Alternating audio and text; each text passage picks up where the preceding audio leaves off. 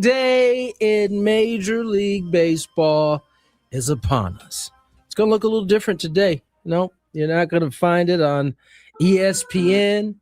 You're not going to find it on Peacock. No. You won't find it on Apple TV. No. You'll have nor MLB Network. Nor the MLB Network. What's the other one? Roku? Nope, not going to find it there either. You'll have to get into your Netflix and chill mode. Major League Baseball is coming to you via Netflix. I talked about this last night, Tony.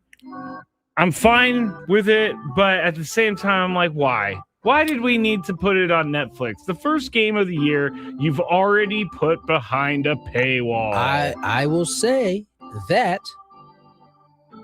Matter of fact, it might have been you that made this point. Because I think Chris asked, why would they go to Netflix? And you think you pulled up it's the fact the subscribers. They have the most subscribers. Yeah, I know. But really, who's watching this in Turkmenistan? No one is watching this in Turkmenistan. Don't fool yourself, though. It may not look the same way the NFL does, but this is a global game. I fully buy that. It's more global than I think is in the football. Indeed it is. So I don't know the answer to the question of who will be watching it and where. Turkmenistan. Yeah. I don't know the answer to that, but there will be a lot of people watching it outside of the United States. You're right about that. I'm curious to see what numbers are like after, because this is the first opening day game that has been behind a paywall. So I want to see what that does. And then you know what's going to happen? Record numbers. That's what's going to happen. We're going to find out. Netflix has been pretty good in these big events. Thank goodness they worked out all the kinks from the beginning. So you know what? We should be thanking Mike Tyson and Jake Paul because do you remember all of the I don't know if you watched that, but there was a whole bunch of slowing down and like stoppages. People were buffering. Sure. So they had to work out some of the kinks. I think Major League Baseball is arriving at the right time, right? Netflix has been on the NFL has been on Netflix. Yeah. NBA, I think, has been no. I'm not sure about them. NFL definitely. NFL's Christmas games on Netflix. So they've had a run at this. So we'll see how it goes. I reserve the right to feel one way or the other after we get a chance to see it at 5 p.m. Pacific time. Yeah, 5 p.m. Pacific time. It's in San Francisco. It makes sense. It's in San Francisco. Logan Webb, like Chris and I are doing this thing, Tony, and we invited you in, but sometimes it's going to get weird. But at the end of each show, Chris and I are going to pick someone to get a hit, and we're going to try to see how long we can get the streak going. So Chris has already just picked a hit, and it's all through everyone through baseball. And during the streak, you cannot use the same guy twice. So Chris went Casey Schmidt to start. Oh, that's what you guys were talking about. Yeah. Okay. So Chris went Casey Schmidt to listening, start, but I kind of wasn't. So I heard Casey Schmidt's name. Yeah. So he's gonna take Casey Schmidt. Mm-hmm. I want to take Aaron Judge, but he looks so bad in the World Baseball Classic, Tony. I don't know if I could take him. Judge. I still feel the wind from his swings through the ball. And the New York Yankees will clash with Rafael Devers and the San Francisco Giants. MLB opening night. Yankees. Giants live on Netflix tonight, 5 p.m. Pacific, as I said. So who would you choose?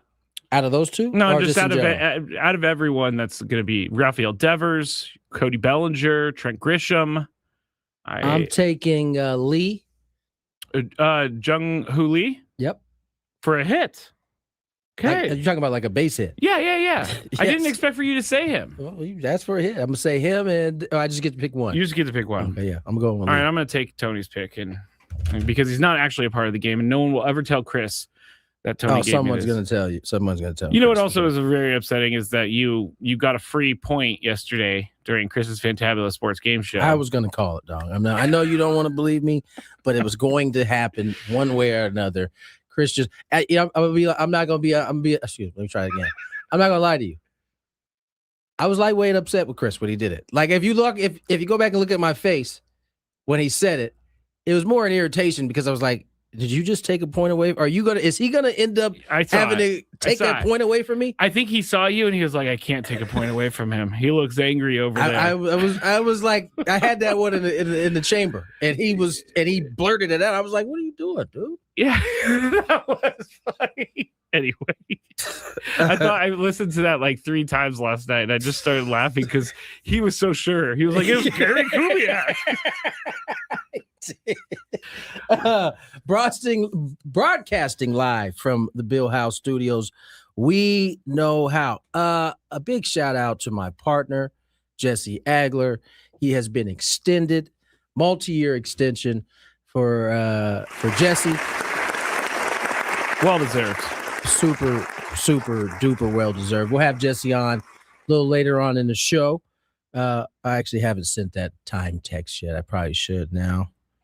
I have a lot of texts that are drafted that don't ever get sent. It's just a problem. Just sitting there without actually being pressed. I should just schedule it because sometimes I draft them as soon as I think about it, and then I'll go back in later and hit. I should just schedule it to go because I know I'm not going to remember. You can schedule text?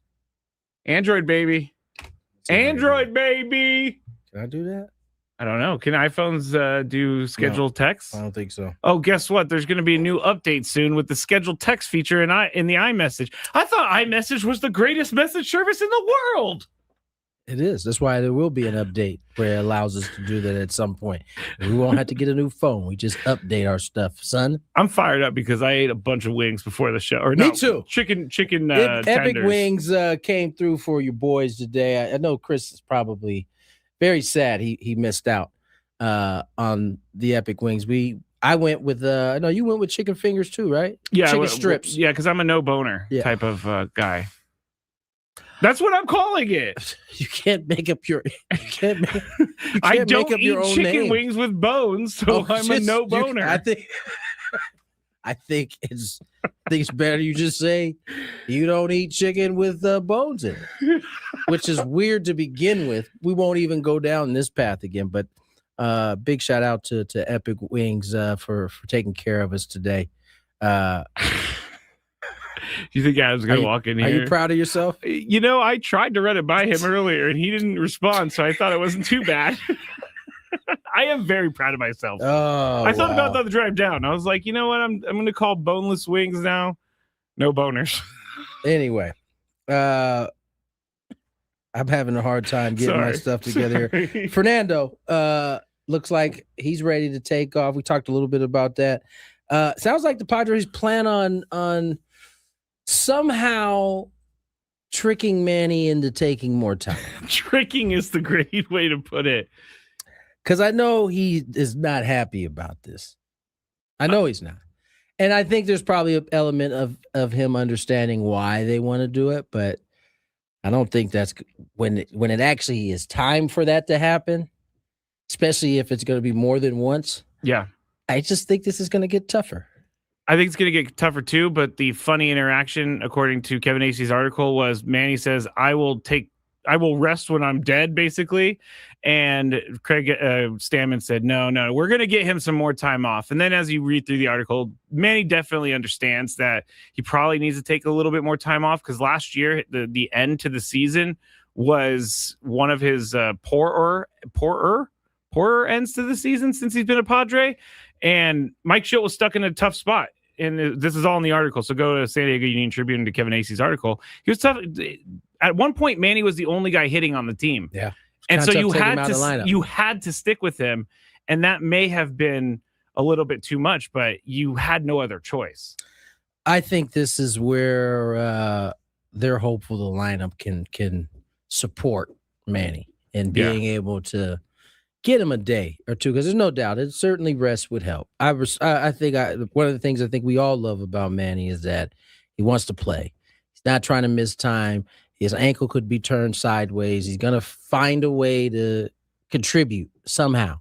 I think we all can appreciate that. However, especially as you get to the back end of the season, if you can have just a little bit fresher Manny Machado, I have to assume that that's a positive thing. It's definitely a positive thing. So I don't know how it works or how it looks. Like when they say they're going to get him off his feet, are they going to DH him or is he fully going to be off for the day? Well, my guess is that they're talking full day off because he did the DH thing often last year, and I'm sure that's great.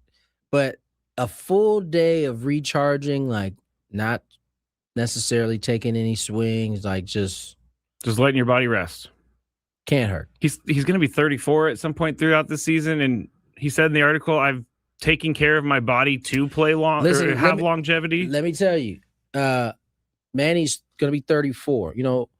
When you're young and you're playing this game and you're training in between seasons, you're young, you can try some new stuff, right? You can do some Olympic lifting, is what I'm what's in my mind. And Manny was doing some of that. He was doing some hanging, some hang cleaning, some hang pulls. That's not stuff that you see a guy who's 33, 34 doing often. But the fact that he was fresh enough or felt good enough to do it, see how it pays off during the season. But as always, I think you can book what you're going to get from Manny Machado. Yeah, you're going to get what you get. No matter what it looks like at any given point in time, you're going to get the goods when it's all said and done. Yes, you will. All right, let's get to break. We got lots more. Taylor Twellman will join us, talk a little MLS later in the hour. Jesse Agler mentioned it at Dave Vasse. He continues our NL West preview. Yeah, that's the only reason. We do the Dodgers. Oh, man. Yeah. Shohei strikes out 11 yesterday. They still lost the game, but he struck out 11.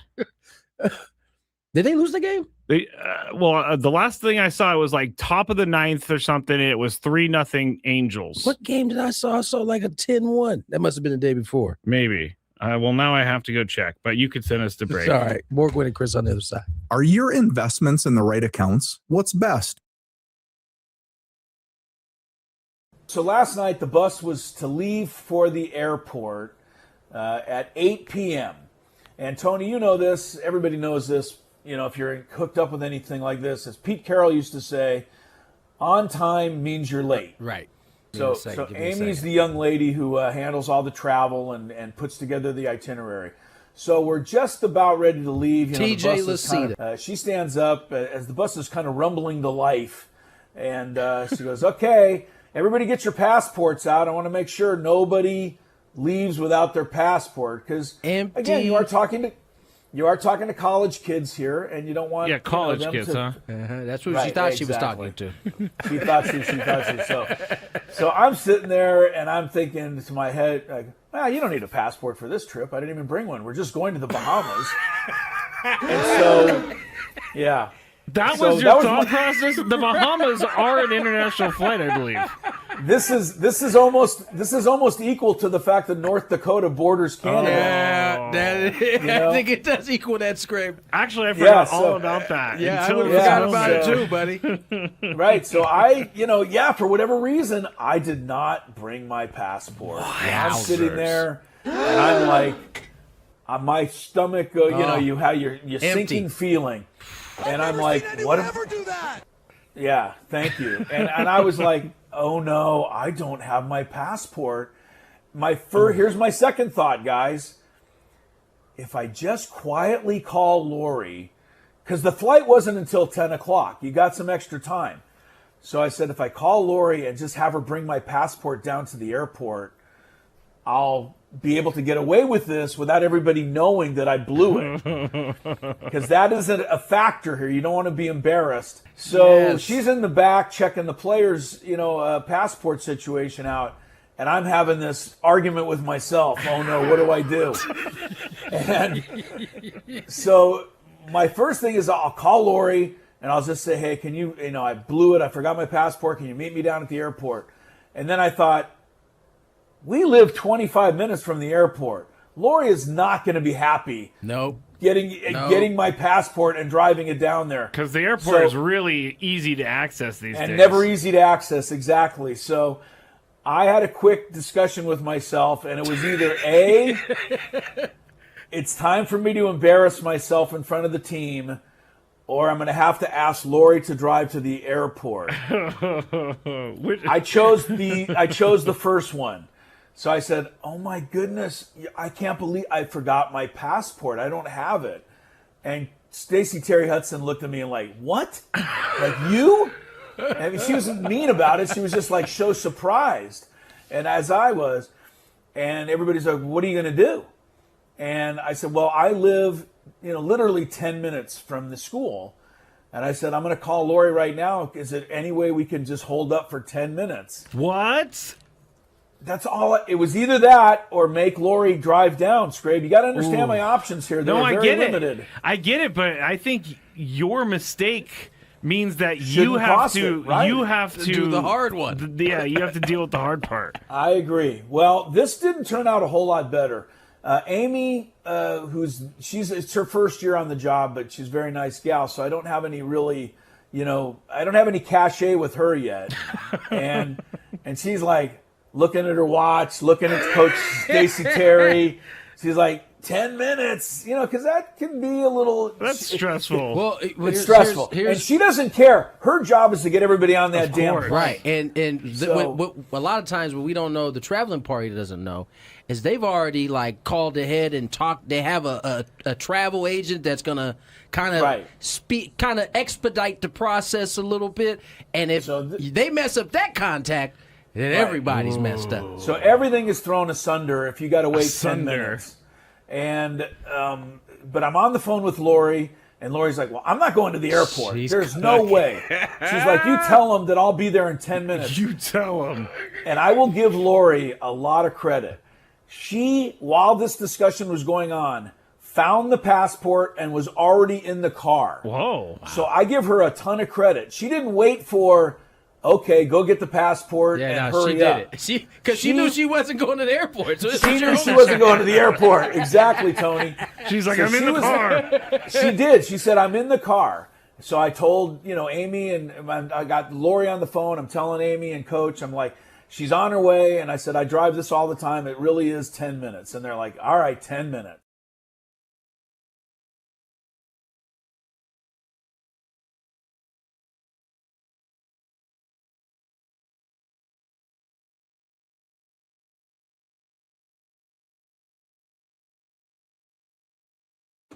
$218, just chilling on this last regular people day that I have. Regular people day. You work a 9 to 5, and then you go home, you make sure your kids are set, and then I turn into it's a different lifestyle starting tomorrow.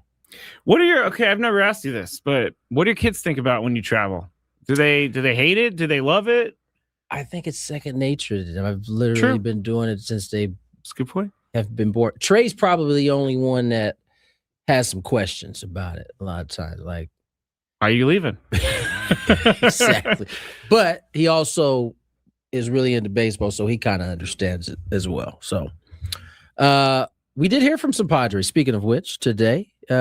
Obviously, the workout gone down. We still don't have an official roster yet. No. I hate to tell you guys, you're probably not getting it until, deadline tomorrow. I'm being Chris right now. Rah! You could get it tonight. I need it. No, you don't. I know. We already know what the roster's going to look like to begin with. You don't need it. Listen, there could be. I can't see there being any surprises.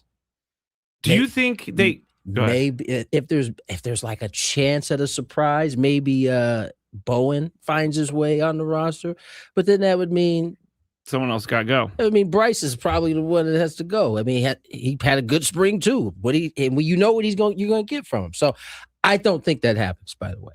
Yeah, but I'd say that's probably the only possible surprise. One of the other kind of thoughts out there was they would use one less bullpen arm and they would have 5 bench spots. Well, how many off days do you have early? You got one on Sunday, and then you got one on Thursday. So 2 in the first 3 series of the season. So they could do that. I don't know. The reason I asked that, I don't know if they want to have. Here's the deal: it's the beginning of the season. Your pitching's already a little beat up, right? I mean, Joe's going to start the year on the IL. Everybody else slots up behind him, so that means Vasse moves to 3, Buehler to 4. And we're assuming Marquez to 5. We're assuming. I want to make that clear. Yes, they've leaned towards that, it seems. So I don't know if you want to have and these guys aren't going more than 5 innings, 90 pitches. Also a good point. So I don't know if you want to have less arms, just have an extra bench player at the beginning of the week. Now maybe the off days allow you to do that. I'm not very good at the whole pitcher math and how that actually works, but I don't know. Well, Chris and I were talking about this the other day because Sung Moon it's Sung Moon, right? Yes. Okay. Sung Moon Song was dealing with an oblique issue. Obviously didn't have to go on the IL because it was spring training, but then he played in the final game. So does that mean his oblique is cool and he has a chance to be on this roster, or do we think he's probably going to start IL? I think it's highly likely he's going to start IL. Okay. Playing one game is not enough to tell you if you're good, but if a dude has been hurt and it can buy you some more time, why not take that time? Especially with an oblique. Yeah. I mean, not even that, just more time to kind of see how the roster settles in the first couple of weeks. Well, we know Ty France is going to be on it. We do. We heard from Ty today. Yes, we did. Oh. So let's hear from him. Okay, well, I should set it up. They're asking him what he is looking to bring to the team. Yeah, I mean, I think this spring was a little different than past where, I was coming in completely fighting for a job, and, it was fun. It brought that competitor out again, and, to the value that I bring to the team, I'm just, whatever they need from me. I know that's very, very vague, but, whether that's first, second, third, bat off the bench, just excited to be back here. How'd Craig tell you? Called me in the office. I had a deadline on when they had to tell me by, and so just called me in the office, and it was like 7 a.m, but it was good news.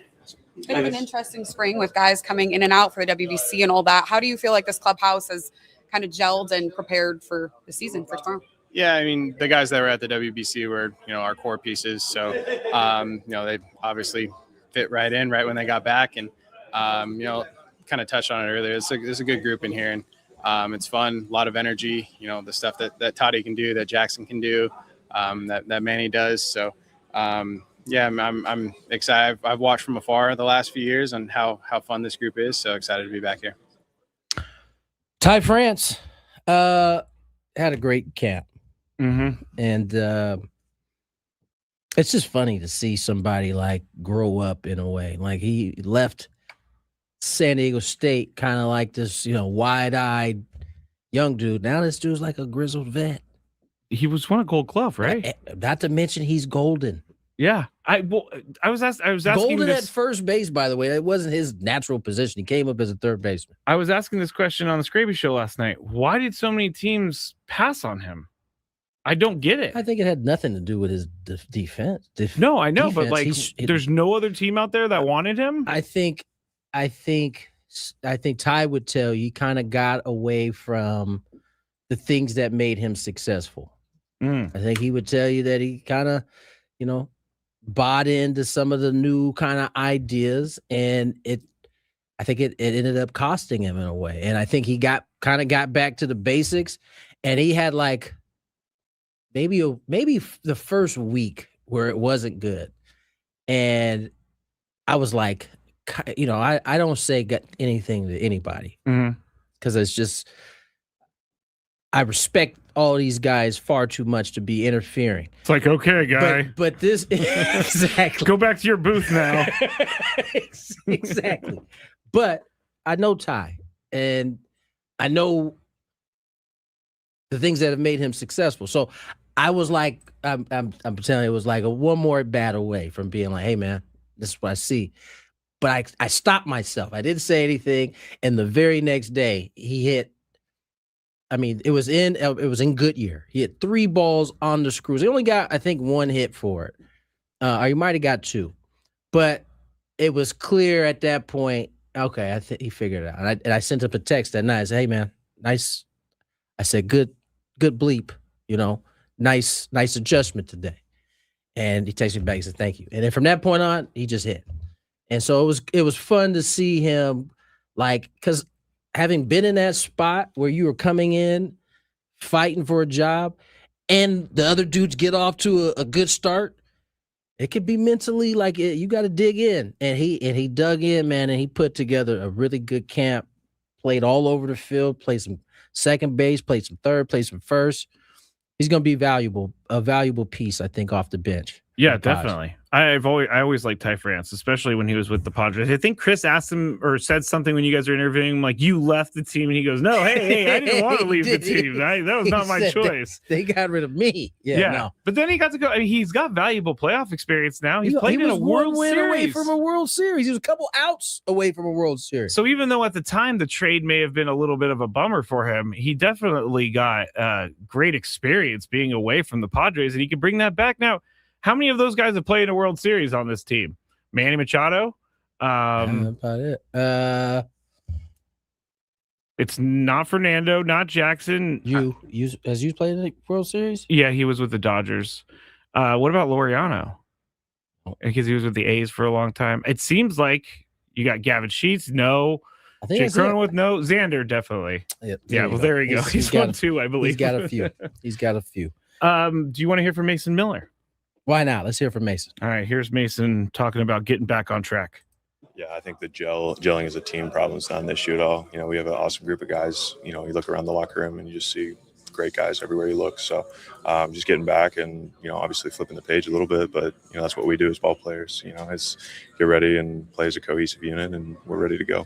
Mason, this is your first opening day as a Padre here at Petco Park after getting the experience of playing here last year. What's your level of anticipation for opening day in this place in particular? Yeah, they set the bar really high last year, so I have every anticipation that's going to be the same way all year this year.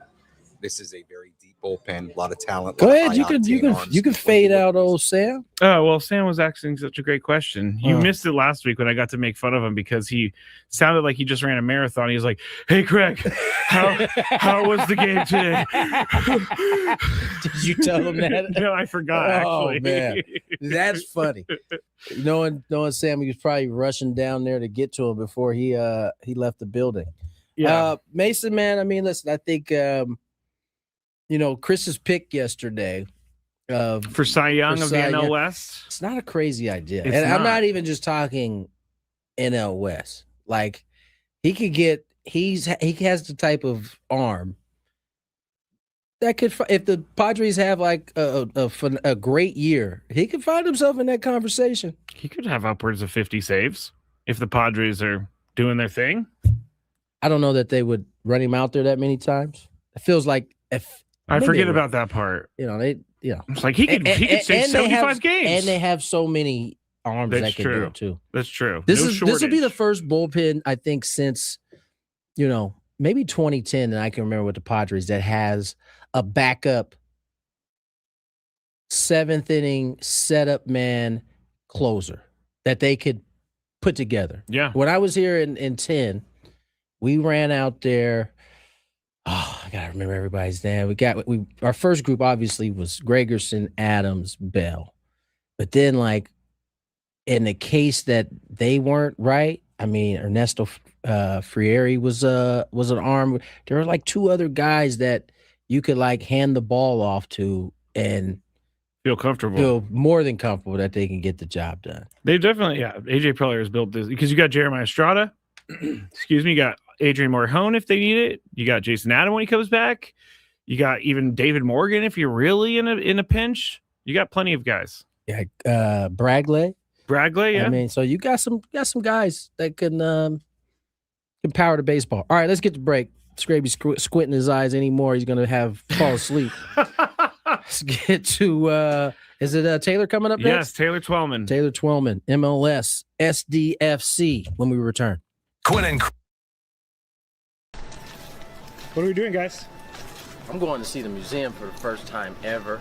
It's going to be sweet. See my dad's plaque. See where Trevor's plaque is going to be. It's going to be pretty dope. Chris, I'm going to go to the Hall of Fame for the second time because I went earlier today, but I'm going in to see Tony go into the Hall of Fame. So all the way straight and back left. Straight back left. Straight around that back wall. This one? Yeah. How you feeling, Tony? I don't know how I'm feeling right now, honestly. Excited? I'm definitely excited. Hello. Eric, how you doing? Pretty good.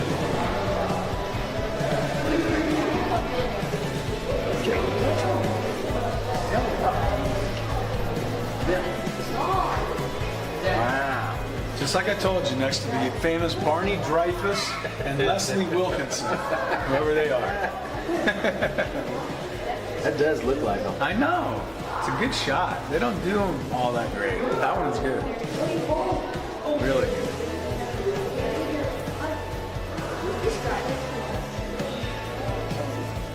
I missed a year. 300. Must have been bad. Huh? I used to be. Not anymore though. Oh, it's so cool. What team did you play on? I can give you a long list of them. Brewers, Padres, Dodgers, Phillies, Nationals. What position did you play? I played outfield. This was my dad.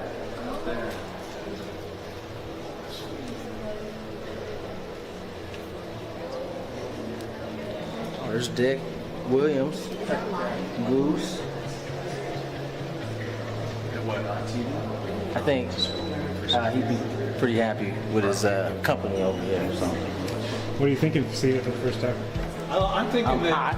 I'm quite warm right now, but it's cool. I mean, it's what I thought it was going to be.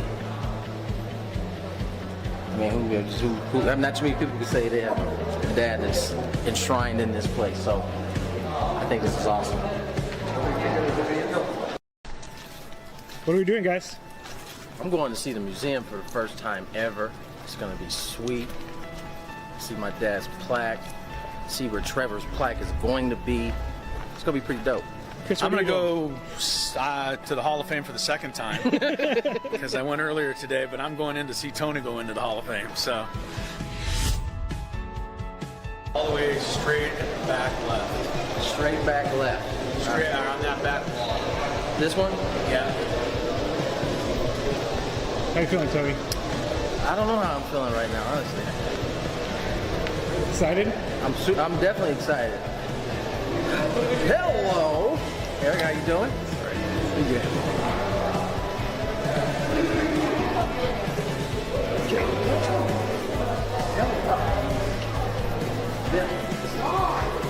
Wow. Just like I told you, next to the famous Barney Dreyfus and Leslie Wilkinson, whoever they are. That does look like them. I know. It's a good shot. They don't do them all that great. That one's good. Really good.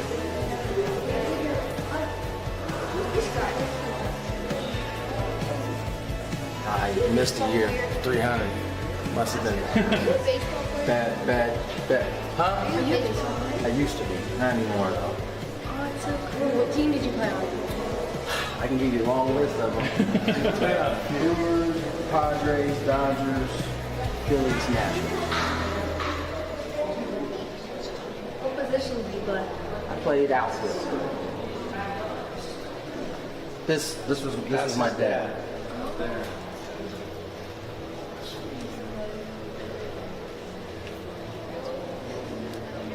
Oh, there's Dick Williams, Goose.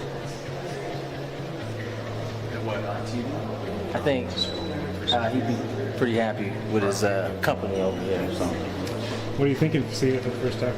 I'm thinking I'm hot. I'm quite warm right now, but it's cool. I mean, it's what I thought it was going to be.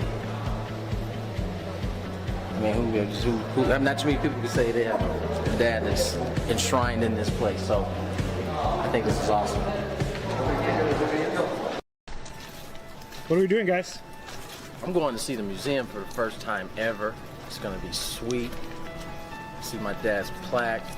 See where Trevor's plaque is going to be. It's going to be pretty dope. Chris, I'm going to go to the Hall of Fame for the second time because I went earlier today, but I'm going in to see Tony go into the Hall of Fame. So all the way straight back left. Straight back left. Straight around that back wall. This one? Yeah. How you feeling, Tony? I don't know how I'm feeling right now, honestly. Excited? I'm definitely excited. Hello, Eric. How you doing? Pretty good.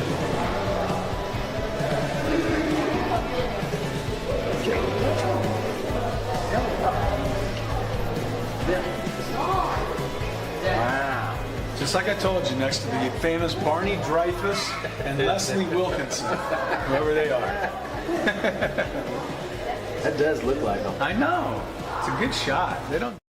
It off completely. I don't think you can hear it. I don't to be know. When I honest. grew up listening to sports talk radio, their voices would come on, the music would still kind of be playing, and it faded. You know what I'm going to blame it? They would, fade it down like that. You know what I'm saying? So it can't go like this. And you hear me hitting all the buttons. That seems a bit abrupt. It's just my thought on it. 236, Tony Gwynn Jr., Matt Scraby, Chris Zello, idle for now. 4 o'clock. He's supposed to join us. Chris is getting an opportunity to call his Aztec ladies in what tournament is this? It's the Women's Basketball Invitational. Okay. So it's a lot of the big schools, and he gets to go to, was it Kansas? Yeah, he's going to Kansas. Is it something Fieldhouse? Yes, I think is where the Jayhawks play. Yeah, right? yeah. And so he gets to go there for the first time. He's very excited. That's kind of cool. That is cool. I mean, I guess this is like a newer tournament for NCAA, but they're trying to put it out there because the women's side, all the bad teams end up making the tournament, and all the good teams end up sitting at home. It seems like I don't understand it. I don't think there's a perfect answer to any of this. Someone's going to get left behind often. Okay, so the teams that lost by 50 or more the other day, they should not have been there this year, but they don't always lose by 50 or more. No. I guess in the women, they kind of do get. They do. It gets a little crazy there. They get beat up. Like UConn was full court pressing. It was hard to watch because they could not get the ball off the court. Was that Syracuse? Syracuse could not get the ball off the court. That was rough. It gave me anxiety because, like, I haven't played basketball. Hurry! I haven't played basketball since 8th grade, and full court pressing really got me. I hated it. It's aggressive. It's oh wow! It's just a reminder of how good a shape I used to be in. Being able to play full court press basketball is crazy. Watching these kids do it now. You Darvish, I don't know if you saw this, being expected to be put on the restricted list. Restricted list basically prevents him from really being able to go anywhere else. He's hurt for the year. Now, obviously, most guys I don't think go on the restricted list. I think they're just on the IL. But I think given the circumstances that he is retired or sounds like he's going to retire, that might be the way to go about it. What does that mean for his money? Does that money free up for the Padres? Is that $16 million off the books once you go on the restricted list? Yes. Okay, so now they have $16 million extra dollars. I mean, I think they already have that money. I don't. I mean, yeah, they probably do. I but think they have it. We found some more for them. And I think that has been. I think that's been counted on the whole time. Okay. So there's that. We await to hear from Taylor Twellman. Talk a little MLS soccer. A little bit it's kind of a bad draw against Salt Lake. We'll get into some of that conversation with Taylor. He's always a blast to have on this show. What else we got? Oh, are you guys seeing this? So the 65 game NBA rule, right? Oh, some of the conversation. Is a tailor-made story for our show. It is indeed. And it's interesting because explain it a little bit. So, as you guys know, those of you who follow the NBA, there had been a little bit of an issue of guys not playing. And not only from the fan standpoint, but from the players who are competing for some of these awards. There were guys who were playing half a seasons that were first team All-NBA, second team All-NBA. Their numbers look good because they had only gone to work, as my man Jaylen Brown said, they only gone to work half the time. And so, I mean, he was the first player I heard speak on it in that way. Like, yeah, I like the 65 game rule because you got to earn the right to win. Guys were winning. It wasn't just that they were sitting out games. Guys were winning big awards that have effect on what you can make only playing half seasons. Now, this hasn't been a problem, but to this year it has. Cade Cunningham, who is out right now because he has a collapsed lung, is going to end up short of the 65 games, and he is having an MVP type season. Yeah. And so now the conversation is kicked up. Is the 65 games too strong? I don't think it is. I think there should be some exceptions. Like there should be like an arbitrator that maybe in these extenuating circumstances can take on an idea of, hey, listen, he's got a collapsed lung. Right. He hadn't missed very many games at all. Yeah. But this collapsed lung is going to keep him out. He's going to finish, let's say, with 62, 63 games. That's tough. This rule should only apply to the people that load manage. That's why this rule is there. I heard a great stat from Stephen A. Smith this morning, and I don't listen to a whole lot of Stephen A. anymore, but he said that before the rule was instituted, 59% of all-stars were playing 65 games or more. After the first year of it, the number went up to 75% of all-stars were playing 65 games or more. Do you know what it was 10 years ago? What? 95% of all-stars were playing 65 games or more. That's a so major it's clear difference. that the rule works, but it is catching a few tough ones in kind of in the webbing a little bit. And Cade Cunningham's one of them. So we'll see how that goes moving forward. Now SGA is just gonna take over and take the MVP. Hey, he definitely posts. He posts. You see a lot of SGA. You might see some foul baiting go along with it, but he posts, but he also extends his arm. I honestly, Tony, when you're not here, Chris likes to get on this a lot, and everybody's coming to my side now. SGA pushes off every time. He's standing on that hill, huh? Yeah, we're waiting for Taylor Twellman. If you can't tell, that's when I get into my Chris impressions. Is when we're trying to kill time. He'll be calling here shortly, hopefully. But yeah, I mean, they need to figure out something because too many guys are load managing. Oh, no, that's not the problem this year. We discovered that. I know you kind of went back to that, but well, that's what it will be for me. The problem is that Cade Cunningham is no, I know, but not going to be eligible because he should, like you said, there needs to be some sort of arbitrator that comes in and says, hey, this guy had a legit injury. He couldn't have played 65 games. I mean, 65 games is a lot. You're only getting 17 games to miss. I mean, that's not a ton. Let's pivot here for a second. Okay. Let's go ABS. I found this to be kind of funny. Right now, there is an umpire, a former umpire. I believe his name is it Robert Garcia? But you guys would know him. Padre fans know him as the umpire that did not call strike 3 against Tino Martinez in the World Series. The very next pitch led to a grand slam, and you could argue perhaps changed the way that series was going. Anyway. It's not an argument. I think it's a reality. The Mr. Garcia says that he has concerns of the ABS having a long lingering effect on umpires because they're being humiliated in front of 35 to 44,000 fans. Get off our show! Do I care? How many times have you humiliated a baseball player in front of everyone? That is a good point there, like player. That's ridiculous. Do not give me we need to be nicer to our umpires. They're gonna be so hurt. I mean, come on. It's ridiculous. Sorry, it's Richie Garcia.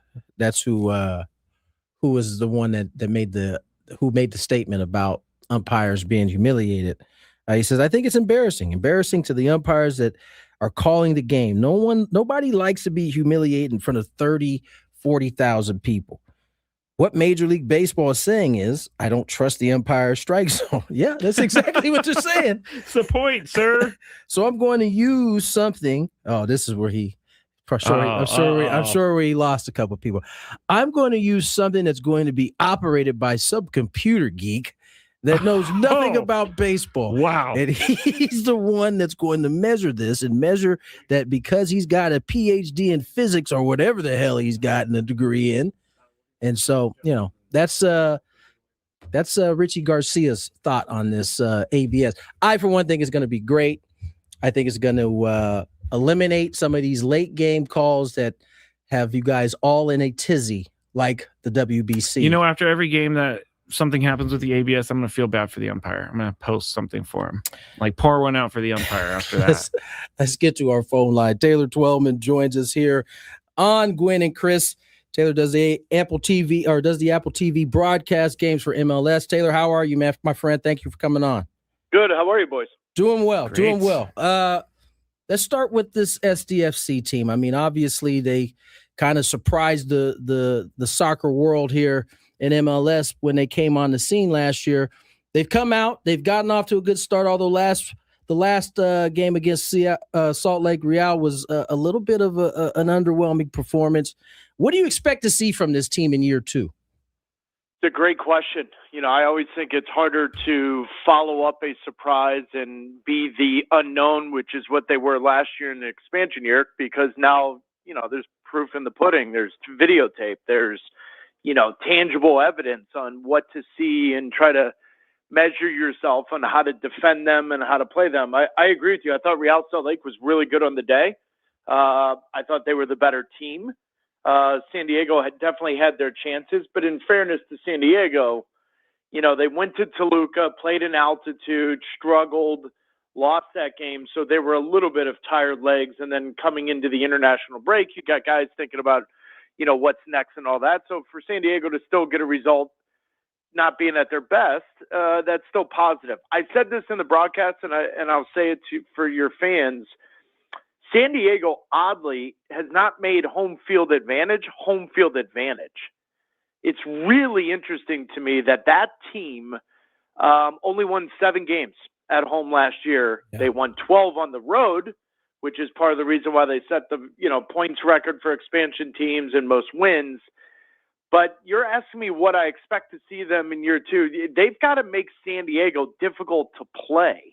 And I think they've got to make that home field advantage a real sticking point. You know, teams traveling, coming there, all of that.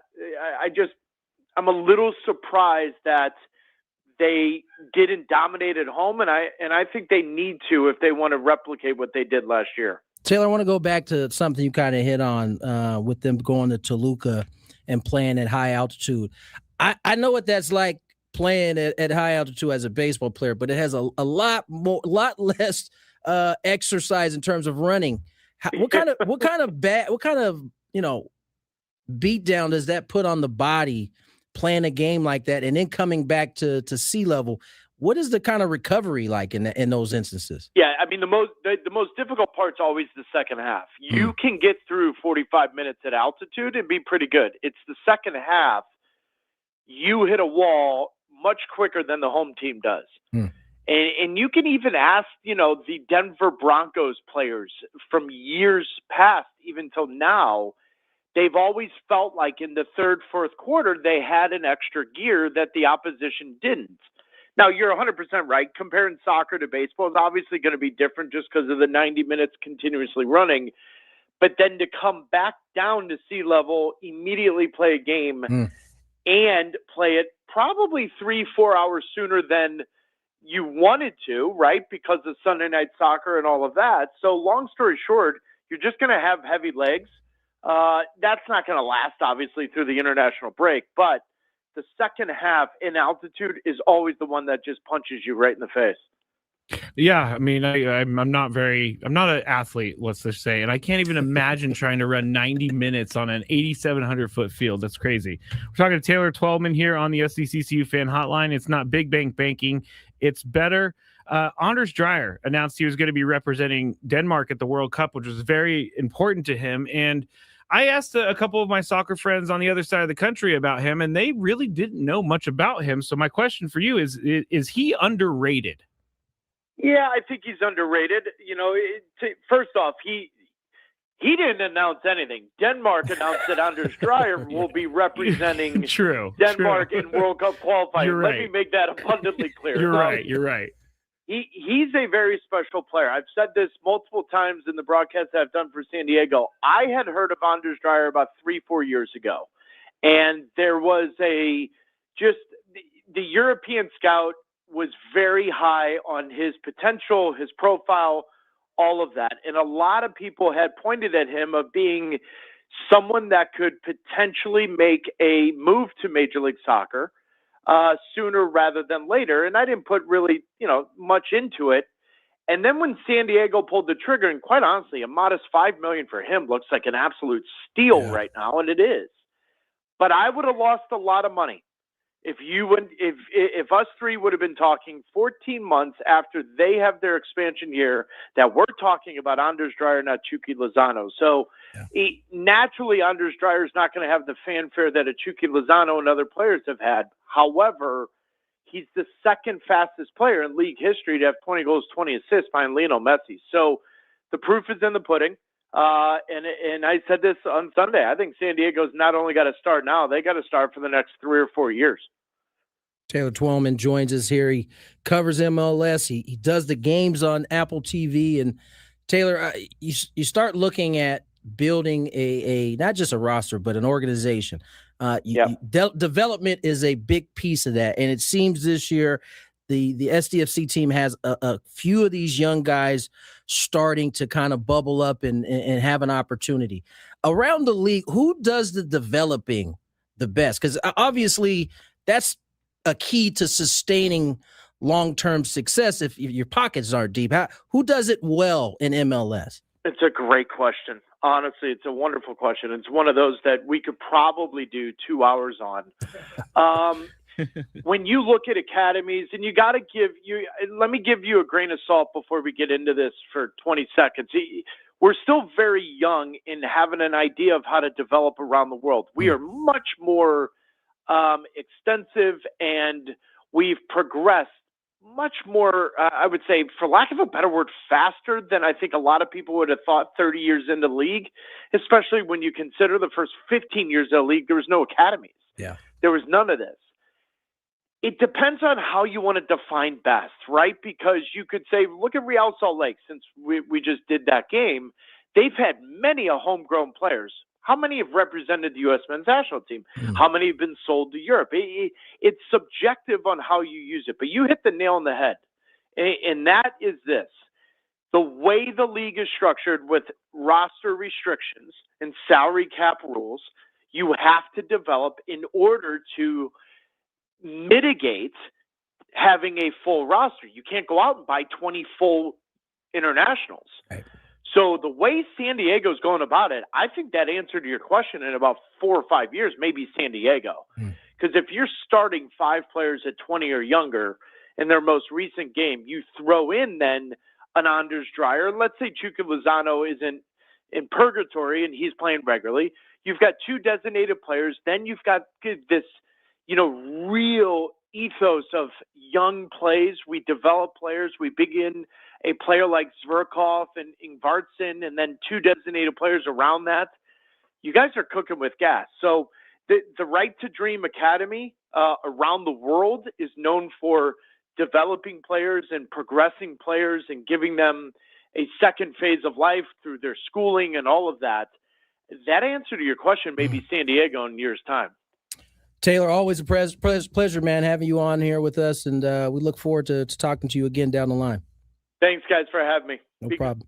Thank you, Taylor. Taylor Twellman, MLS color man, as well as covering MLS on Apple TV. Always a pleasure to have him on our show. All right, let's step away, take a break. When we come back, all you gambling heads, this is for you.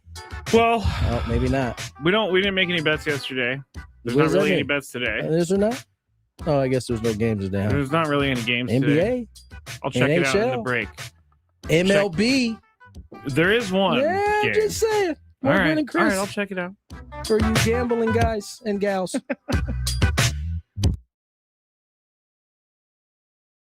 All right, so here's what happened. I was at the corner, and I'm going to call out the streets because who cares? It was Claremont Mesa Drive and Ruffin Road, which is pretty close to our radio station here. Yep. I had to run over and pick up a little cash from the bank. That was simple, trip before I came into work.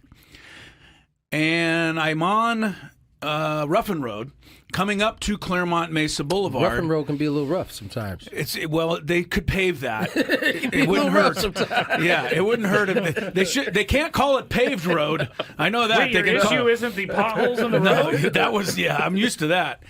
So we come up on Claremont Mesa, and we're at the stoplight. I'm in the left-hand turn lane to turn left on Claremont Mesa.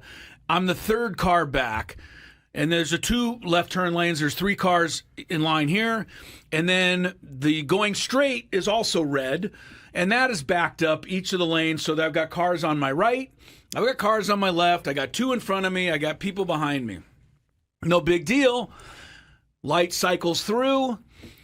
And our turn doesn't come. Oh, no. So the cross traffic gets to go again. And then the people coming across in our direction, they get to go again. And then for a second time, they skip our turn. Well, that's what I thought. So now... Actually, you're not going anywhere. You're stuck. Right, you're stuck. You're not going anywhere. And my first thought, of course, as a good scout or, athlete, is to look around. Is there any way out? Can I back up? Can I, I'll do anything. But there is nowhere for me to go. No. It happens a third time. Whoa. And I'm pretty clear at this point, this light's broken. And I'm starting to think, how are we going to get out of this? Am I going to have to call, the police to come and fix it? No one's going to know it's broken. 911 emergency response. Yeah. Emergency. Ruffin Road in Claremont. The light is stuck. The light is stuck. And so this is 5 minutes probably, but you can imagine 5 minutes. No, that's a long time, right? Time. Well, when it comes to the 4th time, I finally start just leaning on my horn. Oh. I'm trying to get... What are the people in front of you going to do? Well, because there was a moment, right, after the traffic comes this way, it paused. You want them to run the light. You could at least a couple people could run the light. We could get this going here. You want them to run the light. I did. Break the law. Well, they had to. Otherwise, we'd still be there. Anyway, so this is going on. So I'm starting leaning on my horn. The lady next to me looks at me like, "What the hell are you doing?" Good for her. Good for her. And good for her. Kidding. I'm like, just ma'am, kidding. are you just clueless? Were you going to sit here the rest of your life? She has faith that the light's going to turn eventually. Evidently so. If it had gone again, the guy next to me on this side rolled down his passenger window. That starts to go down. I think he's going to be mad. And he's like, what? And I'm like, I'm pretty sure the light's broken. Like, how do you not know this? We've all been sitting here for 6-7 minutes now. The 2 cars at the very front of the left turn lane are not budging. So they apparently are content to sit there for as long as it need be. They also have faith that the light is going to turn. But I have no faith. What gives them that faith? Yeah, but what gave them the faith? I mean, it had cycled through 4 times now. The 5th time, I was going to just have to get out of my car and walk up to that and go, will you please do something? Or get, and if you don't, and I would have, something. You know what I would have said? If you don't want to run the light, just get out of my way so I can run the light. I'm not sitting here the rest of the day.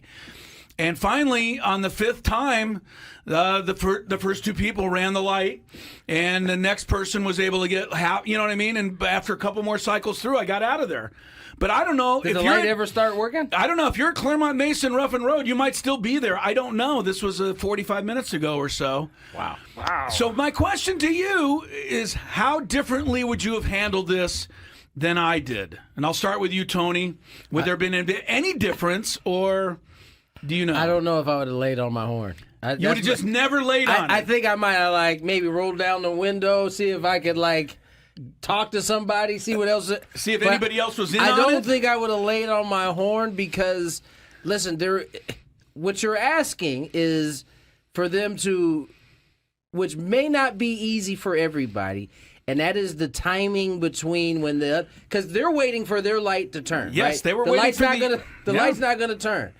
But that also then requires them to guess the exact kind of when the timing of when they can go. And figure it out. I think a lot of people wouldn't be comfortable with running the light, with even under these circumstances. Well, I think not when there's other cars that could actually hit them. Okay, I think you're right, and the reason I think you're right is because of the 40 to 50 cars that were now piled up in my area behind me and around me. I was the only one honking. Right, and then nobody else thought to do this. All right, so here's what happened. I was at the corner, and I'm going to call out the streets because who cares? It was Claremont Mesa Drive and Ruffin Road, which is pretty. Hour number 2. Tony Gwynn Jr., Matt Scraby. Appreciate Taylor Twellman coming on, talking some MLS. We didn't even get to ask him about the possibility of Mo Salah. Yeah. That's all right. We'll get him. That's a little bit off in the future anyway. Yeah, it might be a little bit down the way. Nonetheless, it is the 3 o'clock hour, which is usually Daily Gambit. We do have, seems like enough bets. Yeah, I made some bets, but before we get into that, Tony. What you got?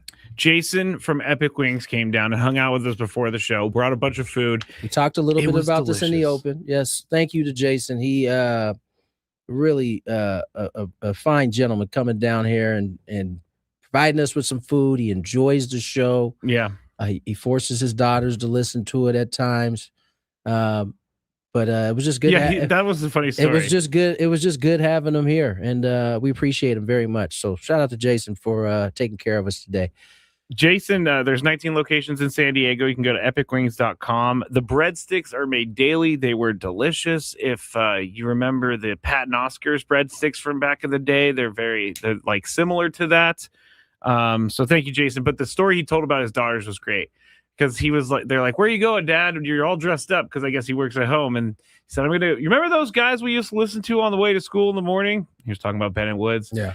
And she was like, yeah. He's like, I'm going to go get to meet them. And she was all excited for him. He was all excited. But I remember as a kid being forced to listen to Dr. Laura Schlesinger with my grandma. And looking back, that show was not appropriate for a kid. She would always talk about women who like moved in with their boyfriends as shacking up. Remember that? That is such a in my grandma's era word. Totally. Shacking up. Totally. But when I grew up, that was all my grandma had on. I grew up listening to obviously Jim Rome. Yeah. I mean, he was the dude. And so my dad loved listening to Jim and was on his show many a times. But that's kind of how this whole thing became a thing in my life. So I get it. Anyway. All right, let's make some bets. Do you like money? I think about money a lot. Do you like money without doing anything? Winning. Do you want to make money while watching sports? I think Washington is immortal luck. Washington! Woohoo! If you answered yes, this is your segment. Just don't blame us when you lose. Nothing is ever your fault. It's your game. Take it. Gwynn and Chris go through the top bets of the day in The Daily Gambit on 97.3 The Fan. Daily Gambit is our daily sports betting segment here on Gwynn and Chris. Please, everybody, gamble responsibly. It's one of my favorite things when people come in here and be like, "Oh my gosh, I've never met you before, Tony Gwynn Jr." Our boss just came in here, introduced himself as if he never met me before. It's very funny. I'm not here often, if you guys don't know. You're not. Actually, that's not true. I'm literally here every day from this year, like mid-October. This is true. This is true through like early February. Yeah, this is true. Every day. But then no one sees you for like 9 months. Yeah, I get it. Out of sight, out of mind. Yeah, well, I don't think it's that. I just think anyway. The bets. We're gonna make some bets tonight, and the first one we're gonna make is on this Giants and Yankees game that starts at 5 p.m. on Netflix. Logan Webb or Max Fried. Logan Webb -2 on the strikeouts. Tony, who do you think has more strikeouts tonight? Logan Webb -2. Oh, Logan Webb. Who's going up against today? Fried. Max Fried. The Giants can punch. They got Devers. They got. I'm gonna go. Chapman? I'm gonna go. Fried. Excuse me.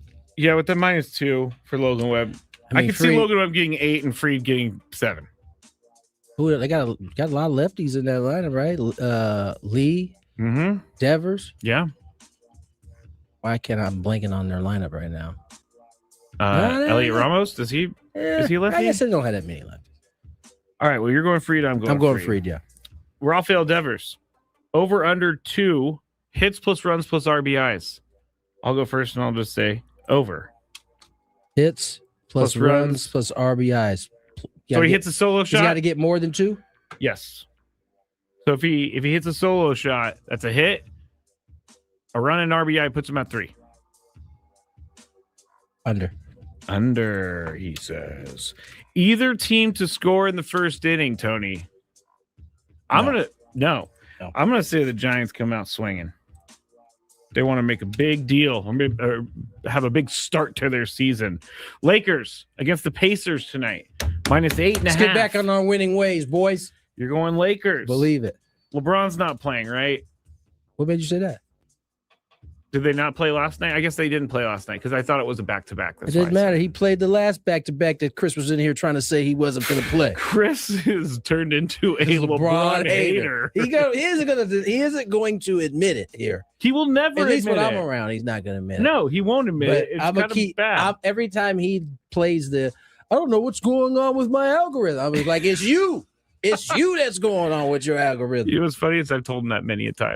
You create the algorithm. I'm like, buddy. Chris, you're responsible for your own algorithm.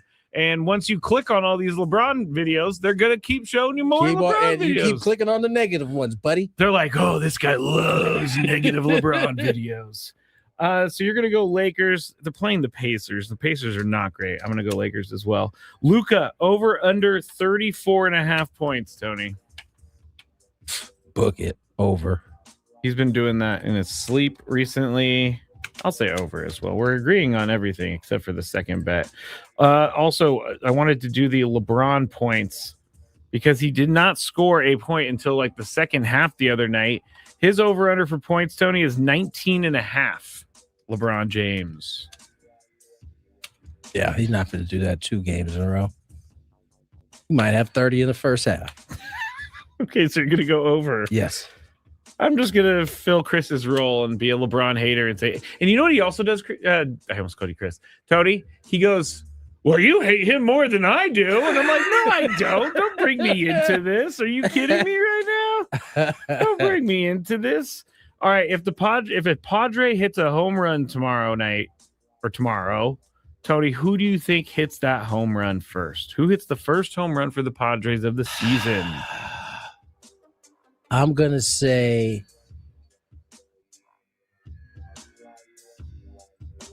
let me pull up my schedule real quick. Let me go to my spring training lineup here. I'm going to say Miguel Andujar. Okay. I'm going to go with Jackson Merrill. Jackson! I don't know why I feel that way, but I feel like Jackson Merrill is going to start the season with a home run. I'm not mad at that. All right, the last bet we're going to make, Scooble. How many strikeouts? Where did it go? I just had it. I'm sorry. I went the wrong way with my scrolling. Scooble, over under 8 strikeouts tomorrow. Oof, over. Padres didn't punch. No, but this is Scooble. Scooble also. Ooh, 9 is the number or 8's the number? 8 over. He has to get 9. I'm gonna say it's gonna be a push, so under. You can say, okay, yeah. under. I don't think you. Yeah.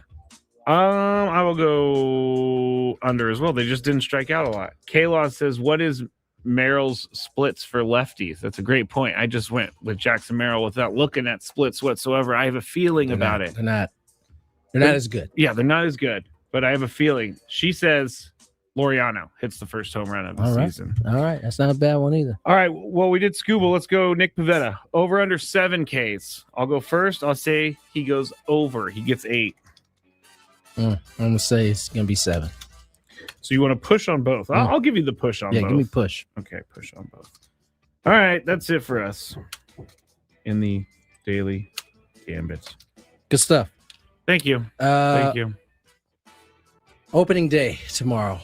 I have, and you guys know how it's not that I don't like opening day. There's just a lot, so much going on. What time does your day start tomorrow? It's gonna start super early so that I can breathe. Because if I'm late, even if it's a tick late tomorrow, it's all she wrote. Do you have any pregame festivities that you have to be a part of?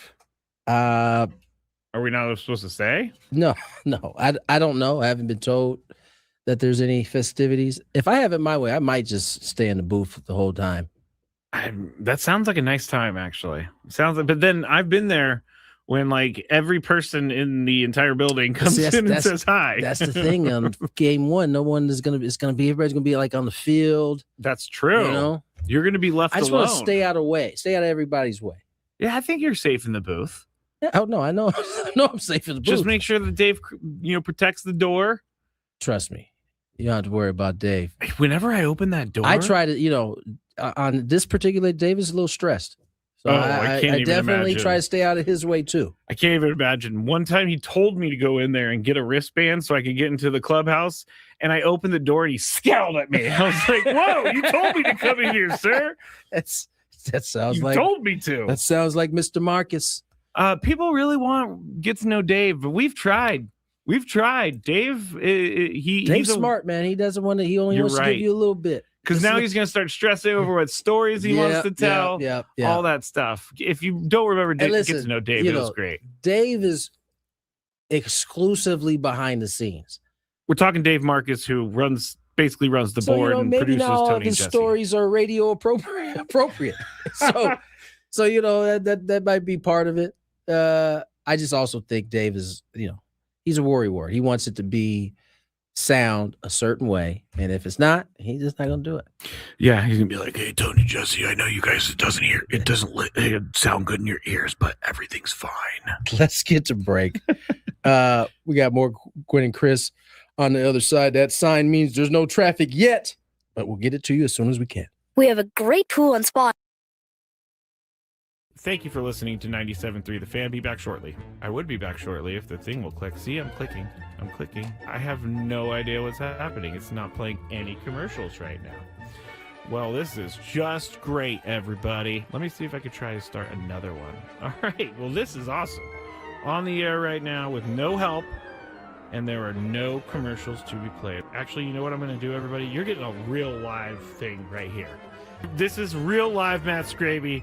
I'm going to have to restart Wide Orbit real quick. So goodbye, Wide Orbit. It's not even closing. I'm going to text Adam, and I'm going to say, Adam, I tried to go to break and the commercials did not play, and the program won't shut down. Oh, you know what I'm going to do? I'm going to have to do some Control-Alt-Delete over here. Control-Alt-Delete. Okay, I got it. Task Manager. It's not coming up. There it goes. Task Manager came up, everybody. I have no idea. I'm way too generous with my stroke giving. Never mind. Are you really? Never mind. Wait. I did not mean for that to happen. I did not. That sounds like a promo to me. Scraby's giving out strokes.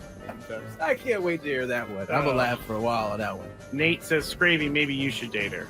You might be a generous stroke giver, but I don't think she really wants to leave her boyfriend for that. All right, that was good. In full disclosure, I'm reading this. Tony can't gather himself right now. That was a good one, Chris. That was a really good one.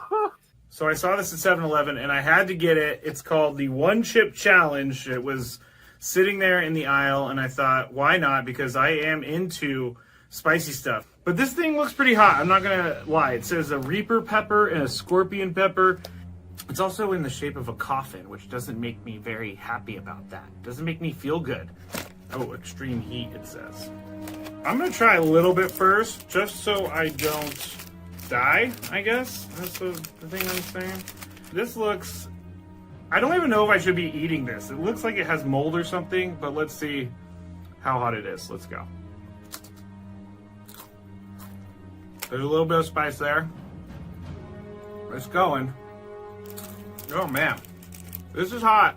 It's not that bad, though. I still have this side to go. It is getting hot. I'm not gonna lie. My mouth is like getting crazy. Now it's kicking in.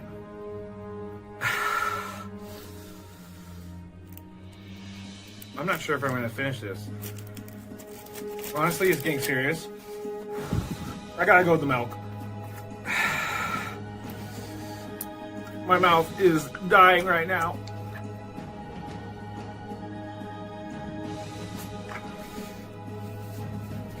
Yeah, this is not fun, guys.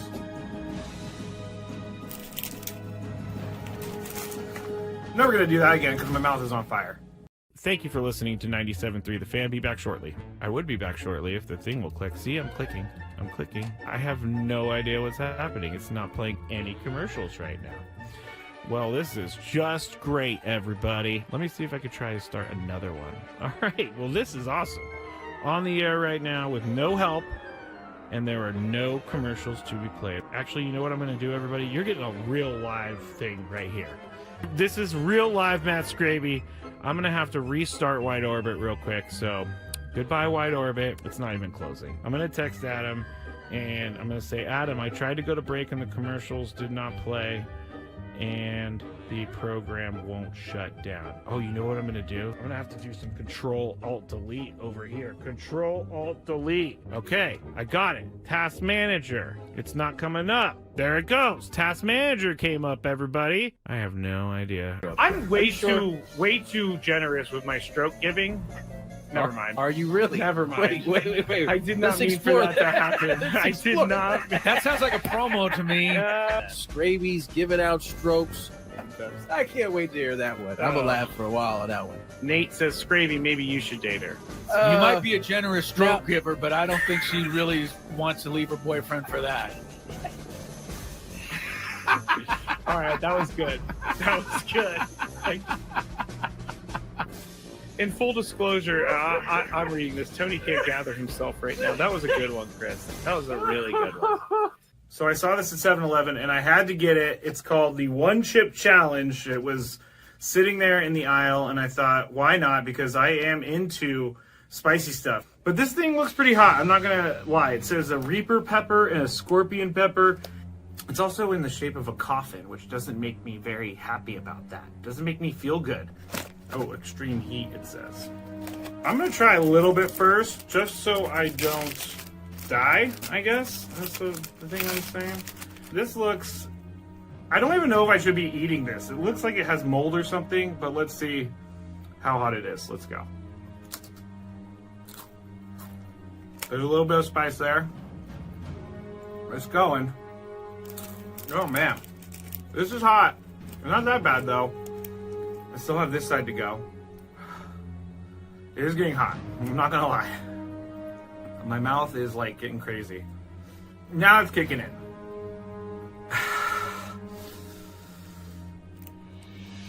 I'm not sure if I'm gonna finish this. Honestly, it's getting serious. I gotta go with the milk. My mouth is dying right now.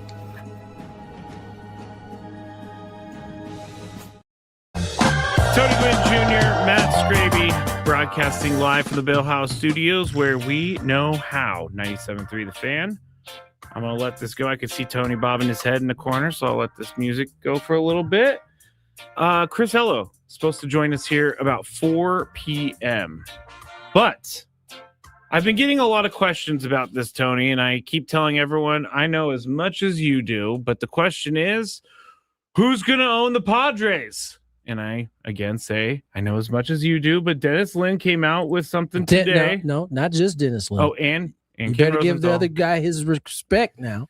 And Ken Rosenthal. Yeah. I'm going to say that Dennis Lin did most of the heavy lifting on this, even if I don't know. It's about time to move on, isn't it? I'm just saying. I've moved on. It's Chris that you got to worry about. It's time to move on. It's just... I get over things pretty quick. But the sinister sling and the article that was written after... One of the worst things. Time to move on. Time to move on. All right, Dennis Lin and Ken Rosenthal put out an article on The Athletic saying that one of the 4 bidders of the team turns out to be a group led by Detroit Pistons owner Tom Gores. Stop there. Okay. Tom Gores, Detroit Pistons owner. Yeah. Pistons have kind of been a resurging franchise here in the last couple of years. He has built them back up. They were pretty terrible about 5 years ago. Continue. They're thinking that the Padres could sell for more than $3.5 billion, which we talked about last week. $3.5 billion with a B. Last team, the team with the high mark right now, the New York Mets, $2.4 billion. A full billy and some change over what the New York Mets in that lovely New York media market were able to accomplish. Yeah. Just a number in the sky right now, not a real number. It's said could be that much. Continue. Sorry. his net worth is $10.1 billion. Now, here's a... Stop there again, too. Okay. I love this. How much? 10.1 billion.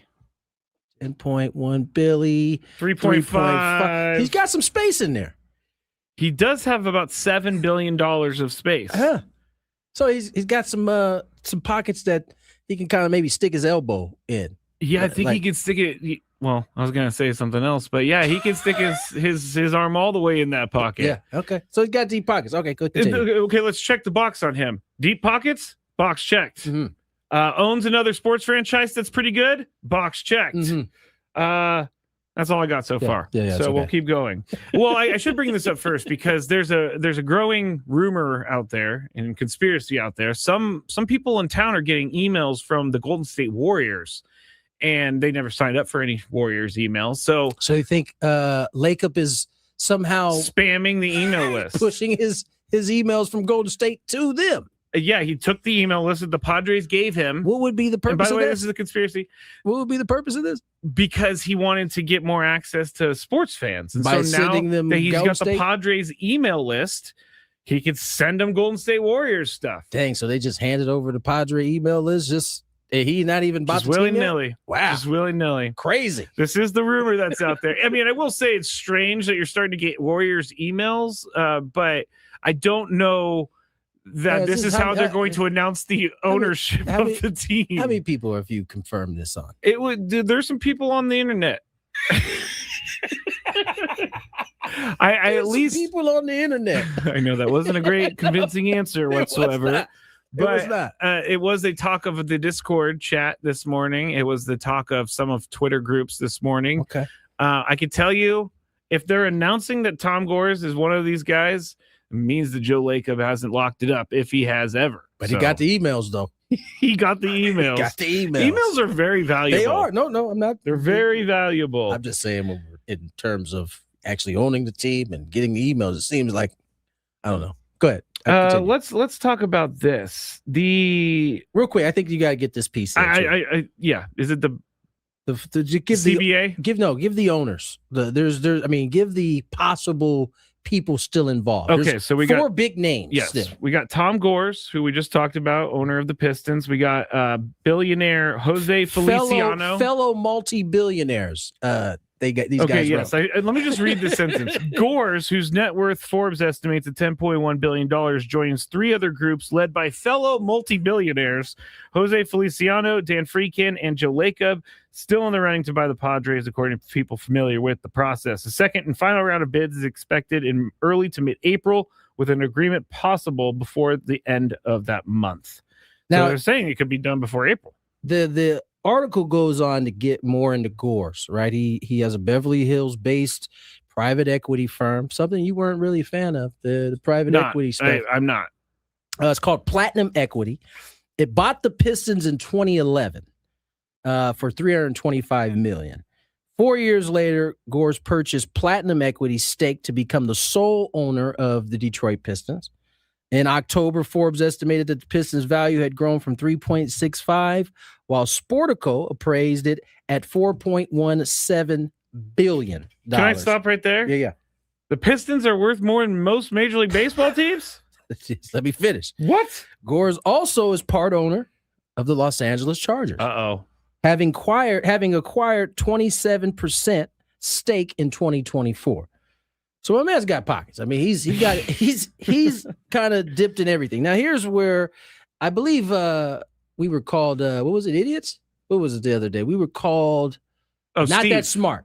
No, we were called we're not that smart. Not that smart, right.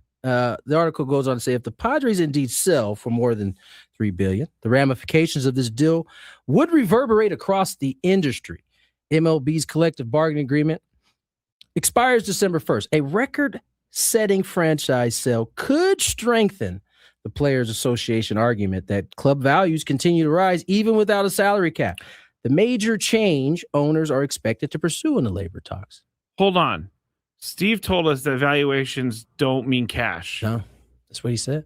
We were told that we were not very smart for that. No, we weren't. And I thought about Steve got under my skin. And so, Steve, if you're listening, congratulations, because I thought about it quite a bit over the weekend.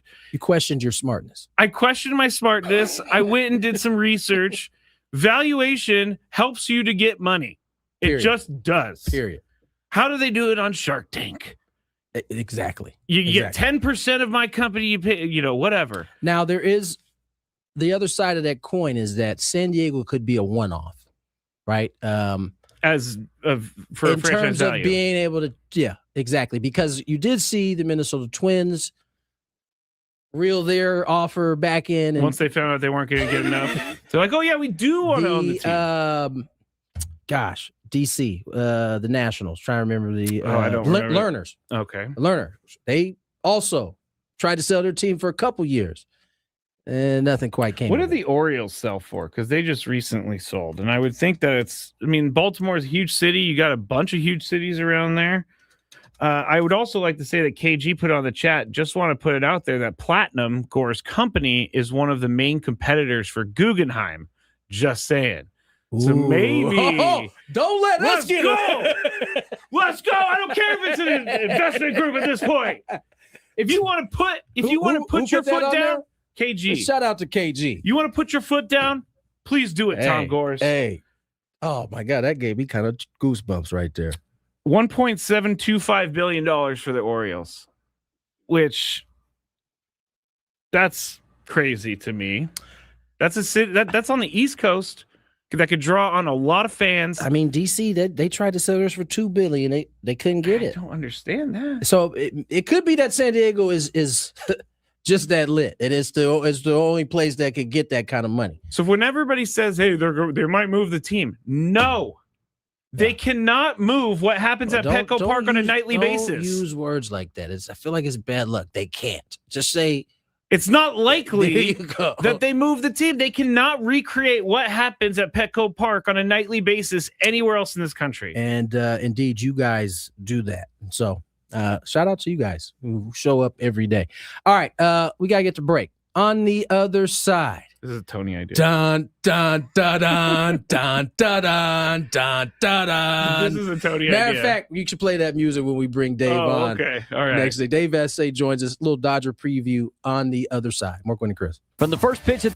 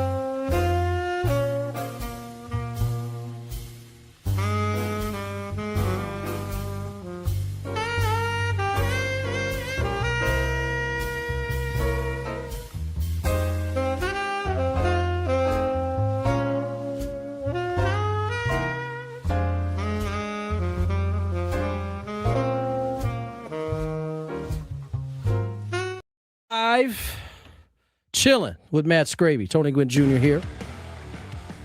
Dave Vasse will join us shortly. See what the old Doyers are up to.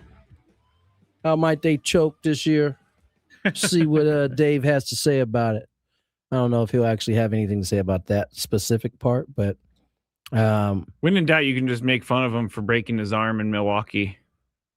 Yeah, when he slid down the slide. I don't, I've given him a hard time about that for quite some time. He did really, really injure himself too. I mean, I don't know if they greased that thing before he got on there, but I've never seen a human come down a slide with that kind of force. Typically, adults get on slides is like you getting stuck as you're going down. Yeah, you have to push yourself. Dude, he came down that bad boy like they had greased the whole thing.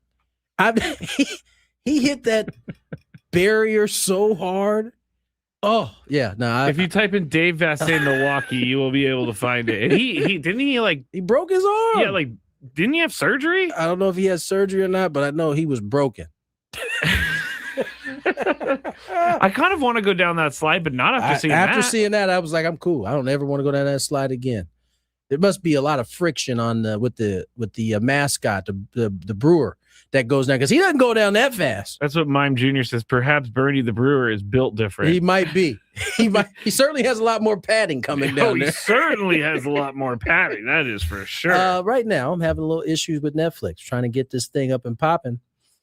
Oh no! Did we congratulate them too early? I think we did. I used the QR code. It's not happening. Let's try it. It's trying to make me get the app on my phone. I don't want the app on my phone. Yeah, it says you can either use the app or go to the link.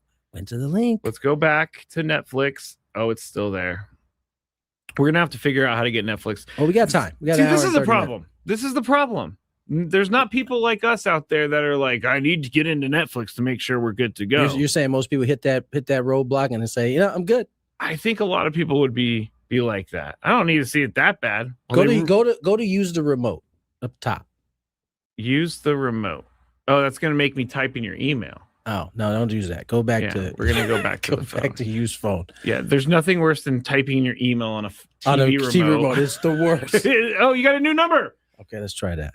All right. Talk to the people while Should we? You know what? Let's go to traffic, and then we will most likely have David Vasse on the other side. From the 855 Get Ross Traffic Center. Injured? Demand justice. Demand Jurowitz. 855GetRoss.com. Here's Kelly Danick. This game day traffic report is brought to you by Crystal Geyser, Alpine Spring Water. Just a few things going on here. A spin out on westbound 8 for the 125. It's in the center divide. Also south 125 past the 8. A couple vehicles involved in this tangle. One's in the center divide. One over to the right shoulder. Reports of a possible brush or encampment fire near the 25th Street off-ramp of westbound King Freeway. What makes Crystal Geyser Alpine Spring Water different? They always bottle their Alpine Spring Water less than 1.5 miles from the spring source. And all of their bottles are made with 50% recycled plastic from their own recycling plants. Crystal Geyser, bottled at the spring source. I'm Kelly Danick with Gwynn and Chris, San Diego's #1 sports station, 97.3 The Fan. All right. Scraby, do what you do, man. David Vasse. All right, joining us on Gwynn and Chris. Guy I deeply, deeply care about. Dave Vasse. Yes, he gets that music. You know why. He covers the Dodgers. And that is how everybody feels about them. The evil empire. Dave Vasse, how are you, my friend? Oh, I'm doing great, guys. Tony, I'm a huge Star Wars fan. I do sympathize with Anakin Skywalker, so go ahead, play that music all you want. Dave, first of all, man, always fun to talk to you. I didn't get a chance to see you during spring this year, but that's all right. I'm sure I get to see plenty of you as the season gets going. That being said, I can't wait to see you, Tony. That being said, your squad's coming off of back-to-back World Series wins, not just World Series wins.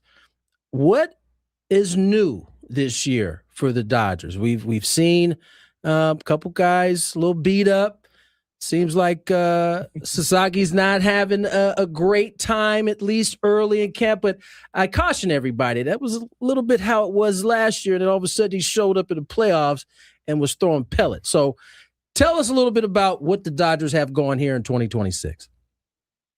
Well, they signed the most attractive free agent on the market, Kyle Tucker, who, from everything we heard, did not want to be the man of any team. And I kind of saw that this spring. He enjoys just blending in. He wants to blend in, and he is blending in. He's not the guy. He's among many stars in this lineup, and he's going to hit second behind Shohei Ohtani and in front of Mookie Betts, who is going to start the season hitting third. And what Kyle Tucker does, not only he's an on-base machine, but also the Dodgers have challenged him from day one to get back to being one of the better right fielders in the game that we saw when he was in Houston. And that's going to make the Dodger outfield defense, which was a little spotty with Teoscar Hernandez in right field and Conforto in left field, not one of the best by a long shot defensive outfield. So he makes it better by having Teoscar move back to left field. And the Dodgers shored up another issue last year, and that was their closer. They blew a lot of games late. Tanner Scott was right in the middle of a lot of those. And they signed Edwin Sugar Diaz, who closed games in the biggest market under the biggest lights. So that also is an improvement from a year ago that just helps Dave Roberts count outs backwards this year. Talking to David Vasse here. He is the host of Dodgers Talk on AM 570. And branching off the Kyle Tucker conversation, when the numbers of the contract came out, it broke my brain. So let me ask you if you believe that he got a contract that he deserves. Well, somebody paid him, and the Mets were willing to give him $55 million. So, yeah, I guess so. I mean, that was the market for him. And he turned down $55 million a year from the Mets, a similar contract structure, and chose to go with the Dodgers because, like I mentioned earlier, him being in New York, I don't know if that would have gone well for him. Him being in L.A. with Ohtani, who gets all the attention, among others, it fits perfectly for him. And I'm sure that was appealing. And he turned down a 10-year, $300+ million contract from Canada.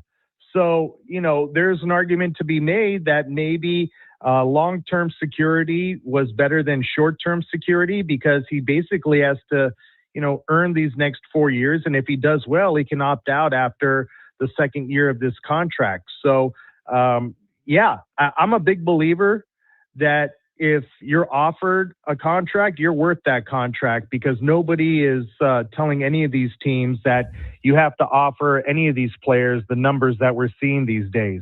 Yeah. My partner, Dave Vasse. I mean, I could ask you, is Xander Bogaerts worth what the Padres paid him? We could do that. And the answer is no. Is Jake, the answer is is no. Cronenworth worth the extension they gave him? I would say yes. no. I will say yes about I would that. say no. Yeah, well, overpaid. I would say you're in LA, so you don't know there, Dave. So check yourself, son. I'm sure he's a nice guy to you, Tony. That's why you love him. Stop it. Dave, did you sense any hesitation, from this organization? You mentioned that they addressed that closer spot in Diaz. Well, they addressed it the year before as well, and it kind of went sideways on them last year. And they've had some mixed results as it comes to this particular position in signing guys. Any hesitation in giving Diaz the money they gave him, do you think? They finally got it right, Tony. I mean, this is the first legit closer that you can count on since they had Kenley Jansen, who has 350 saves in his Dodger career, is 24 saves shy of 500 in his major league career. Since Kenley Jansen left, it's been basically closer by committee. And this is the first time since Kenley Jansen was wearing a Dodger uniform, they have a bona fide closer that is ready for the bright lights. I mean, Tanner Scott excelled in small markets like San Diego and Miami. He might have not been ready for the bright lights of LA. Talking to Dave Vasse here on 97.3 The Fan and the SDCCU fan hotline. It's not big bank banking, it's better. Let's talk about Shohei here because he's a unicorn, and I was watching him last night. Struck out 11 Angels in the less than 5 innings that he pitched. They're talking about him being an MVP and a Cy Young. How possible do you think that is? I think it's really possible. Look, Shohei has set out for certain goals each of the last 2 off seasons, and he achieved them. Last year, his goal was to maintain his 50-50 season from the year before and come back and help the Dodgers pitching wise, even though he was coming back from his second elbow surgery. And then this year, this off season, he said that his goal is to try to win the Cy Young again. And before spring training started, the odds in Vegas for him winning the Cy Young in the National League was 40-1. Since spring training started, they've gone down to 30-1. I wouldn't put anything past this guy when he sets out to do something. And if he makes 20 to 25 starts and his ERA is below 3, it feels like everybody is going to vote for him. So, he is Shohei Ohtani, and I could see, kind of like in the NBA, they didn't give the MVP to Jordan every year. They gave it to Barkley one year just to break it up. Maybe they give Ohtani the Cy Young this year and not the MVP to break it up. You know what I love about Dave? I just have to say this because Dave is very confident, right? He's like a peacock right now, right? And this is what happens when they've won back to back. Y'all should have seen him when they didn't win. He was so down in the dumps. And so it's funny to hear him. That's when you were playing for the Dodgers, Tony. I was depressed a lot. So getting to hear him so bubbly right now is quite it's quite annoying, I must say. Dave, you mentioned. I mean, Tony, here it is. Behind the scenes, Tony is the nicest guy in the world. I always try to set him off and gaslight him, and he never snaps. I've got him close to snapping, but he hasn't done it yet. He does. Maybe this will be the year. He does. He tries to be every I can see it on his face right now. Dave, you mentioned Mookie hitting third. Now, I've seen Mook doing all kinds of things this offseason. I've seen him on shoulders. I've seen him, doing these look like little bowling ball pin things he's got going. He's obviously trying some new things after a rough year. And listen, I couched that saying he was sick at the beginning of last season. And I think that really did set him back, and he never quite recovered. What have you seen from Mookie here during the spring? Well, first and foremost, he came to camp 20 pounds heavier than he was a year ago when we last saw him. And he got his strength back, 20 pounds of strength back. And he said that helped him get his bat speed back. He said he never felt like he had his bat speed after he got sick earlier in the season and felt like he was playing from behind and was just trying to survive. So he feels confident that his swing is in a better spot because his bat speed is back. And he also said his swing is in a better spot than it was in the last 2 years, which is scary for everybody else. As far as shortstop goes, the work has paid off. Man, he made a nice play. I saw yesterday. a play he made. Did you see that play in the first inning yesterday? I did. I mean, that is Jeter, that is A-Rod, that is Bobby Witt Jr. type of shortstop that we saw with him robbing Nolan Shanwell. He was on the grass, basically in right field, and he threw a one-hopper perfectly to Freddie Freeman. And he has his own personal goals of winning a Gold Glove at shortstop and getting back to being the MVP of that we've seen Mookie in the past offensively. So a lot of these guys that have won, Tony, it's crazy how they still feel like they have a lot to prove to themselves and to a lot of the doubters out there.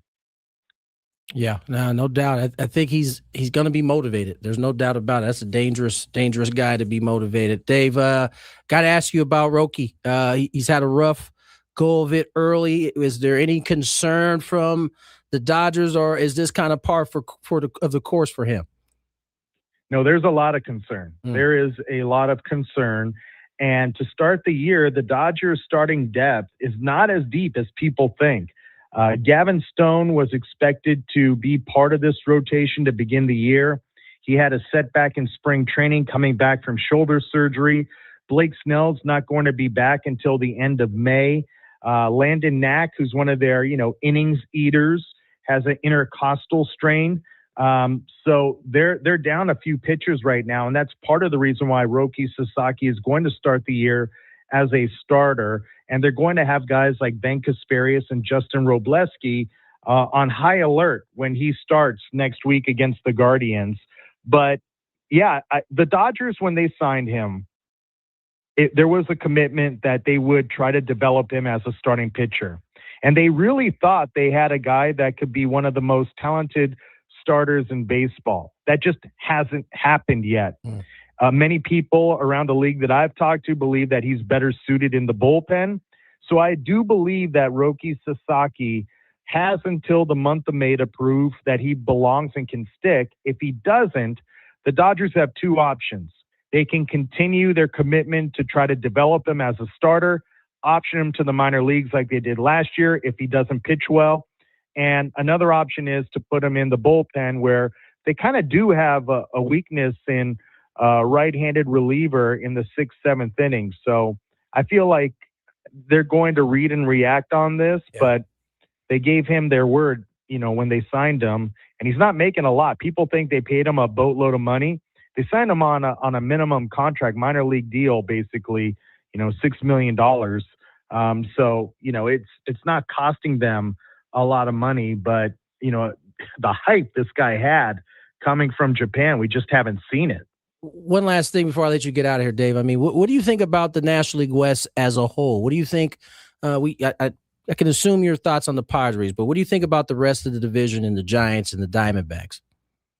Yeah, I'm not buying a college baseball coach managing professional athletes. Okay, we can agree on this. I believe there is going to be two wild card teams out of the NL West. I believe it's going to be the Padres and Arizona Diamondbacks, especially with Corbin Burns coming back this year.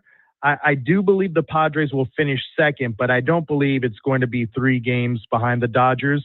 I just am concerned about the Padres starting pitching depth, and I feel like that's going to have them finish 7-8 games back of the Dodgers this year.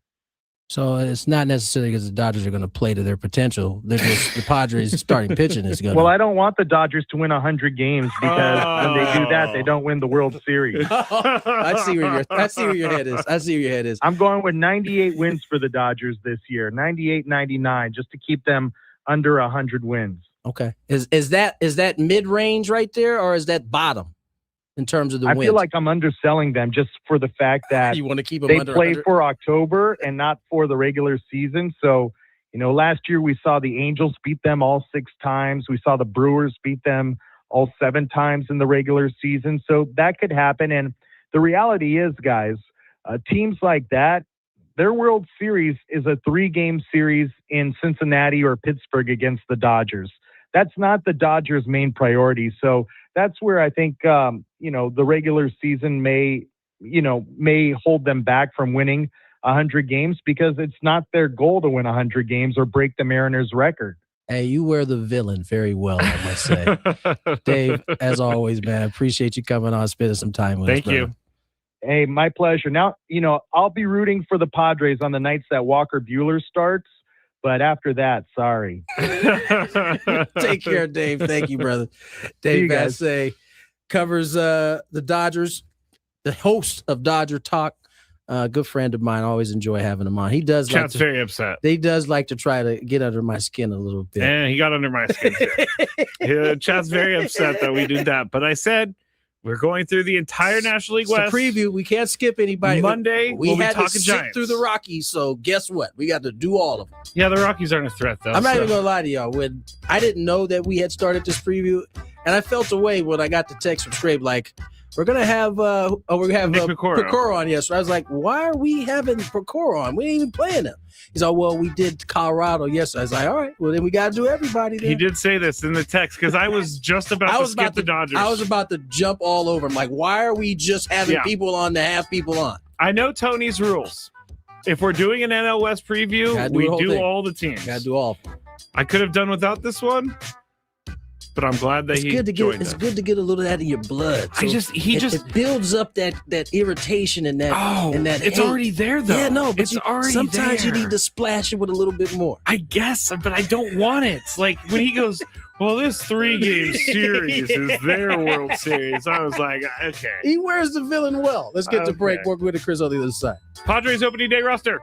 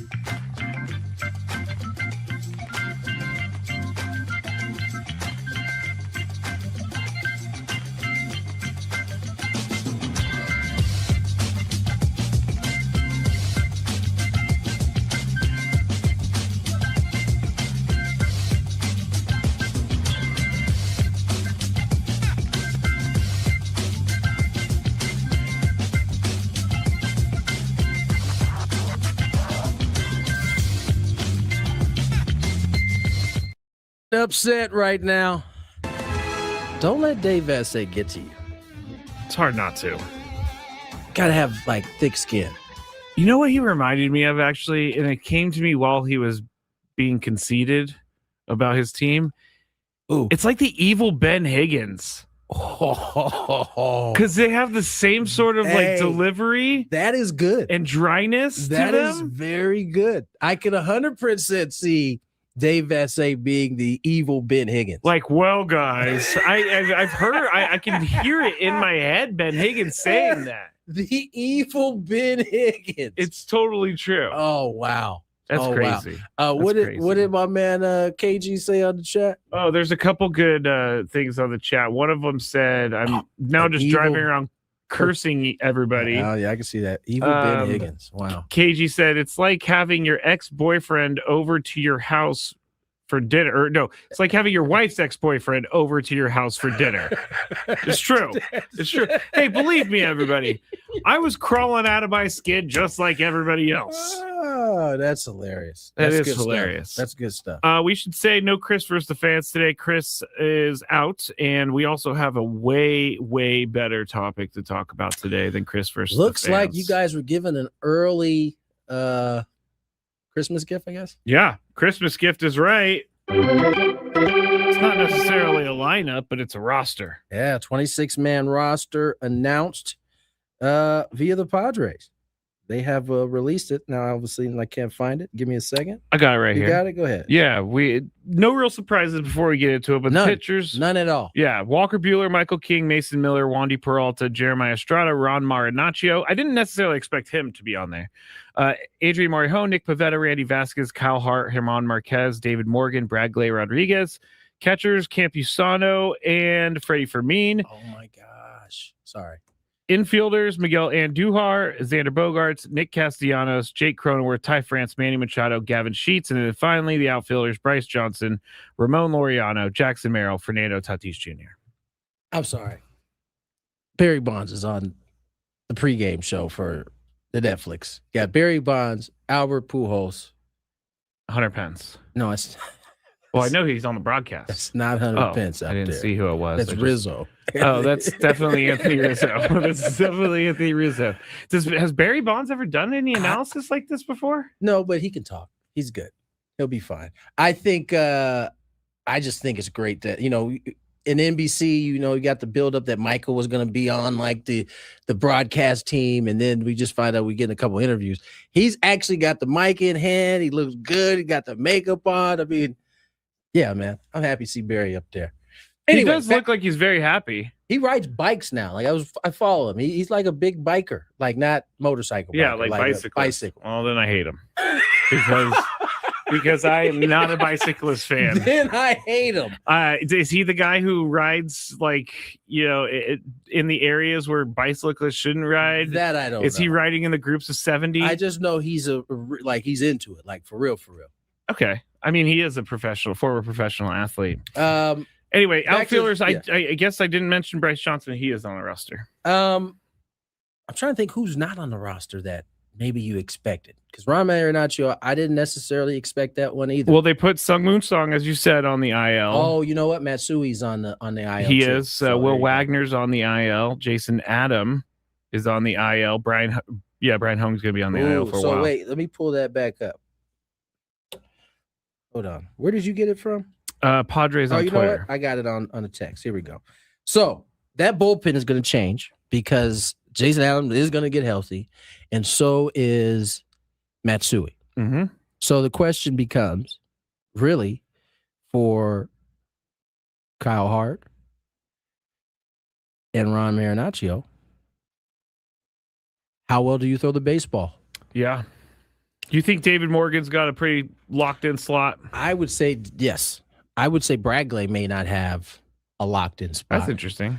He didn't, I thought of the back of the high leverage arms, he probably was the one that had the most ups and downs with He's command. also got the most hype behind him, too. He does. But, I mean, remember, it's not like if you're not here in 2 weeks that you're never coming back. I mean, it's going to be a revolving door, I think, in terms of what's needed at the time. what does this mean for Matt Waldron? Because he's not mentioned in this, but Matt Waldron has no options. So that means he has to be. Matt's probably going to start on the IL, maybe. Because of buy them more time. Because we don't need to get into what that's why that's because. But otherwise, he's going to be put on waivers. Because he doesn't have any more options. Actually, I think he did say that he's going on the IL. Yeah, so they're going to buy some time as much as they can. And the tough part is, Joe's going to come back too at some point. Yep. One of those starters got to come off the board. So, So it's Kyle Hart, Marinaccio, German Marquez. They're probably pitching for their jobs every day. Yeah. Because Walker Buehler is going to get plenty of starts. I think so. Michael King, I plenty think of starts. of the guys who made the team in that spot, they're probably the most comfortable with Walker. Yeah, they're definitely not getting rid of Jeremiah Estrada, Adrian Morejon, Randy, all those guys. So, yeah, there's really only 3 spots. But you got, like you said, Jason Adam, there goes 1. Joe Musgrove comes back, there goes 2. Matt Suey comes back, there goes 3. Griffin Canning also is a possibility at some point. There you start. Now you're starting to talk about depth. I mean, and that also goes for Marquez too, right? He's got a big league deal. So all this is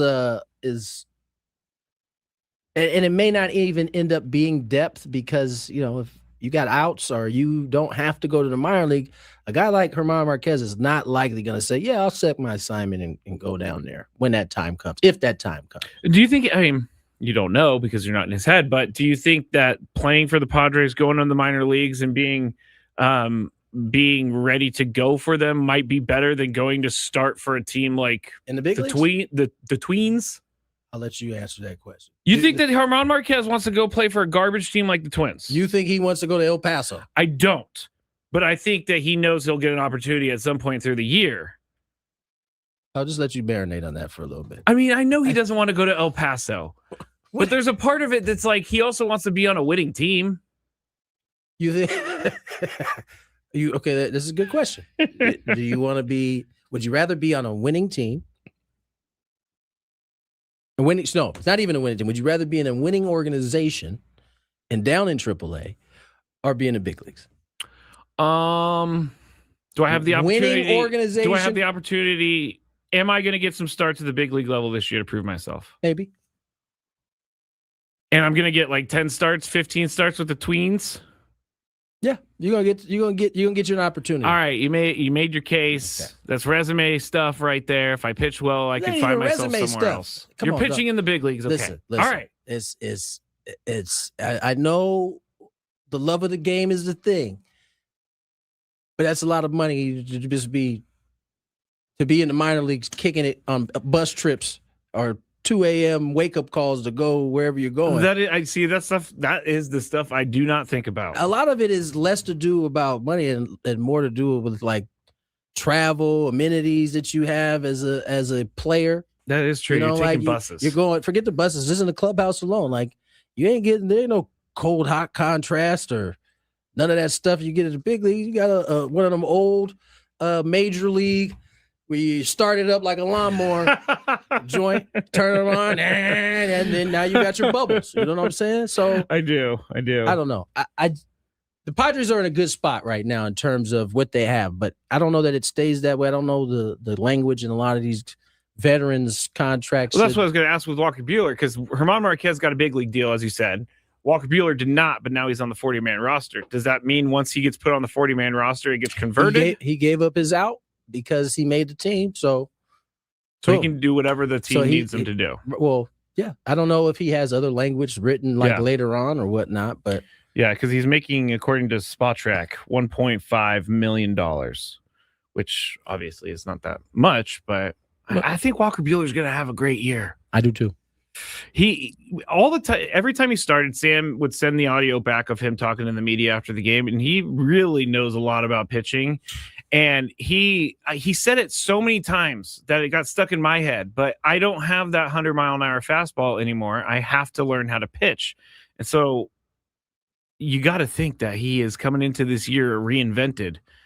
And you got to think that he really wants to recapture that form without the 100-mile-an-hour fastball. I mean, I don't know that he's got to search that far. I know he looked really good in spring without the big time fastball. But I think Ruben and him said that they think that they'll be able to add like another mile or 2 miles per hour on his fastball, which is, I think, good considering how well he uses his other stuff.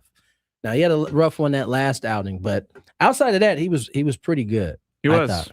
Paul on the chat says, I'm pumped, first ever opening day tomorrow. Congratulations, Paul. Nice, Paul. KG said the Twins owner will provide the freshest cup of noodles in the clubhouse. KG's on one today, on a good one today. Jordan asked, where is Chris? He will be here shortly. Maybe. I think he'll be here shortly. And Eric said Walker is a veteran presence in the rotation. And I think that's important as well. Impressed. I really was impressed by Walker. I mean, he just something about him, man. He just exudes confidence.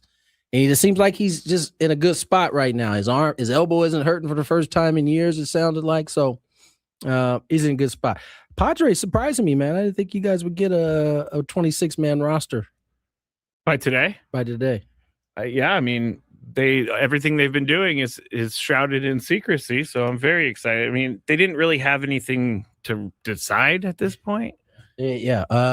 Adam, Canning, Hoeing, Musgrove, Matsui, and then Yu Darvish on the restricted list. All those guys start the year on the IL.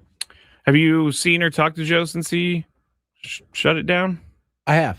I've talked to him. Does he feel good? Yes. Okay. So we're still on the mindset that he's coming back some point. Yes, for sure. Okay. Let's get the break. Sorry, I'm giving Tony a bunch of hand signals right now. I gave him the let's break, no traffic at the same time. Right now. We'll see if we get you to do that on the other side. We're Gwynn and Chris. Major League Volleyball brings the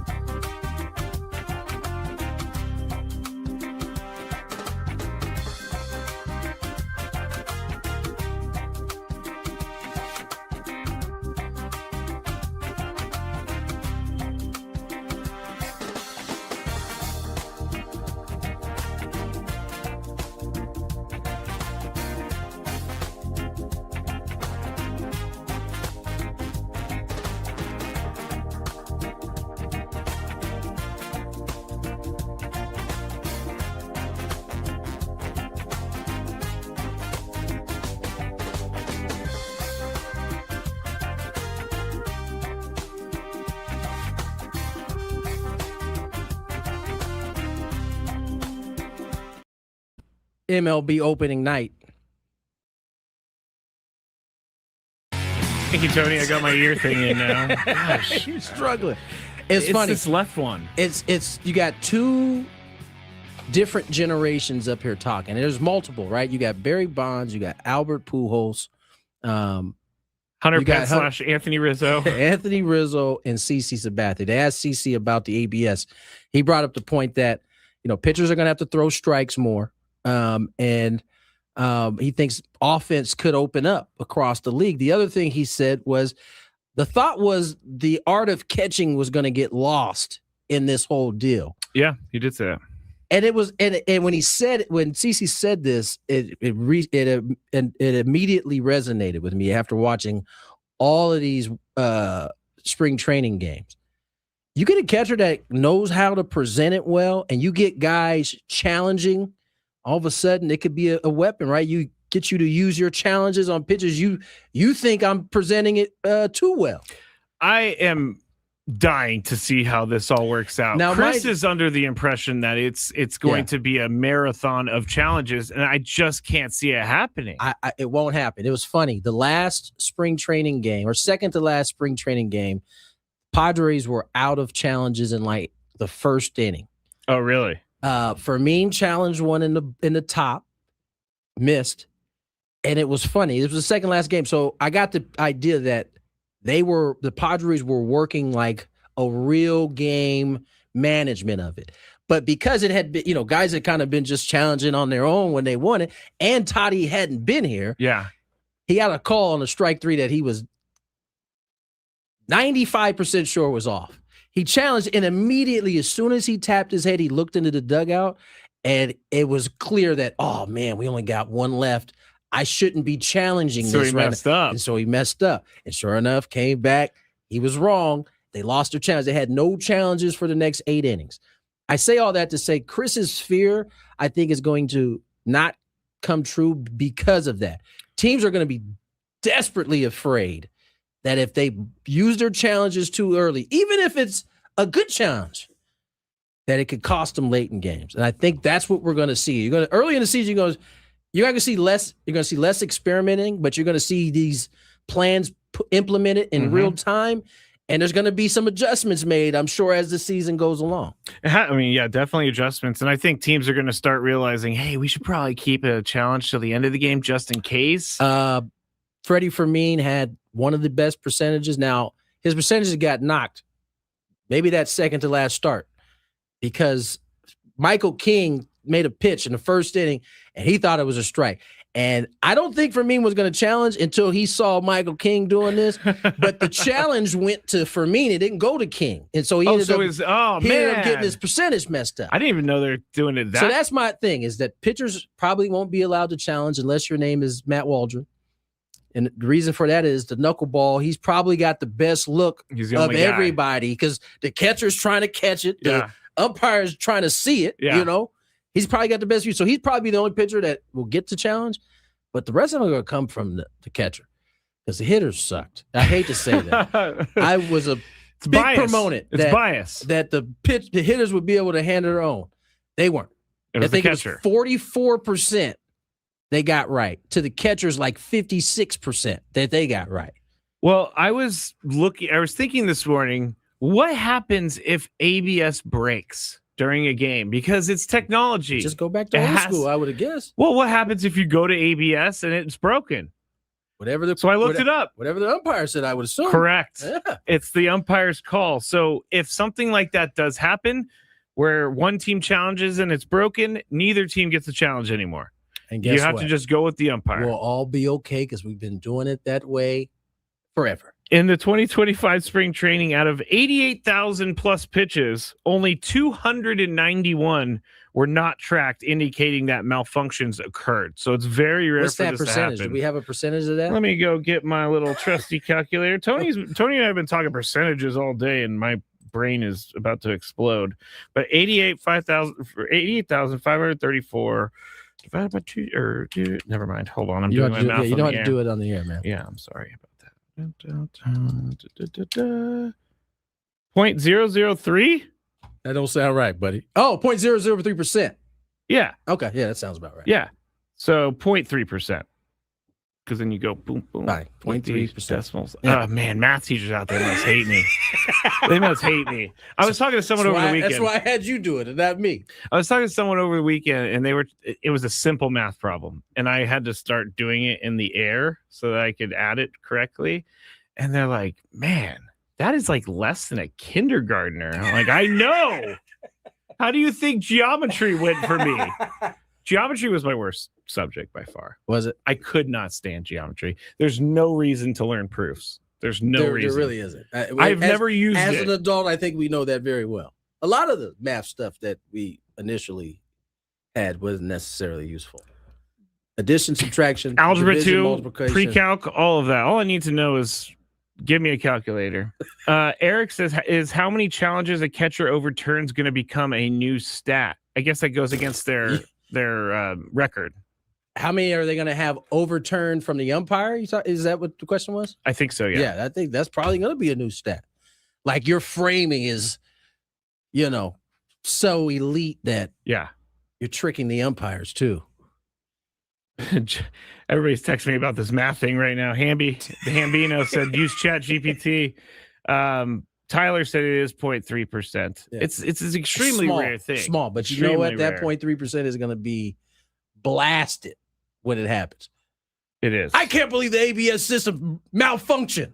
What if it happens at the end of a game? Oh my gosh! Please don't. When an egregious ball or strike call is definitely a ball. Just work in the big moments so that we don't have to all get up in. Can we go back to the umpire that's worried about the umpire's feelings? Richie Garcia. Number one, who asked him? Somebody did. And number two, I don't care. The umpires are the most protected officials in sports. You are not allowed to get any explanation from them. Yeah. You're not allowed to even question them. Look what happened with last year with the Cubs and the Padres. Jose Iglesias is serving a 1-game suspension. I don't know that he's on a team, I don't know but if he's serving it, but he's gonna have to serve it. That's kind of a point. That's kind of a great way. If you kind of knew you were going out, you're like, oh, I never have to pay off this suspension once. We are about 35 minutes from opening day in San Francisco. Interesting enough, there are a lot of boats in right field. I don't know if it's because Barry's there and they think he's going to hit. It's really the last guy who was hitting balls into the water. Or are they it's excited? A Netflix stunt. Are they excited for Rafael Devers to be the new guy that's going to be putting balls into the sea? You know that the actual guy who's always out there is very angry that all these Netflix people are out pissed. there. Oh, who's that's that Bert guy? Kreischer. Yeah, I was about to say, this is definitely a Netflix thing. Oh, it's totally. They have a camera on him while he's in the water. I know it is not hot in San Francisco right now. This dude is. That's his thing. No he takes shirt. off his shirt all the time.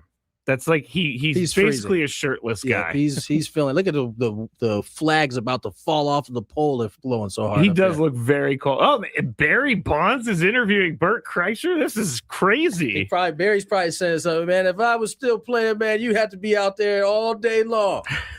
It does. It's kind of shocking that there's very few home runs that have been out there in regards to how long the park has been there. It's like 100. Barry Bonds spoiled all you guys out there. Yeah, I did go stand there one day. You got to remember that stadium open. He was the guy, and he was hitting balls there every day. Oh, Trent Grisham is there. That's a guaranteed splash hit.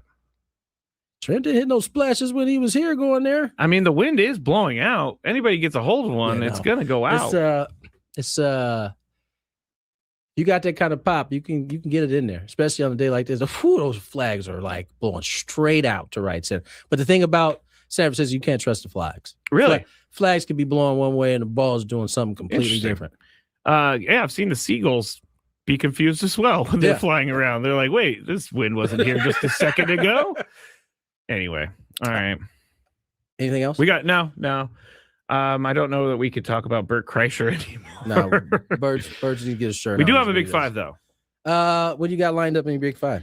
Well, we have a couple things. The USD head coach. I hope we have 5 things. Five things. The USD head coach actually made his debut today. A little bit interesting. He is also still coaching in the NCAA tournament with Iowa State. MLB.com predicted some things. Frank Thomas is suing the White Sox. Big Hurt's not happy. No, Hubert Davis has been fired. And Kevin Porter Jr. wants to do something for Kobe. All right. Let's get to break. I can't wait to hear what Kevin Thanks for Porter selling Jr. wants to do for Kobe. More Gwynn and Chris. Gwynn and Chris.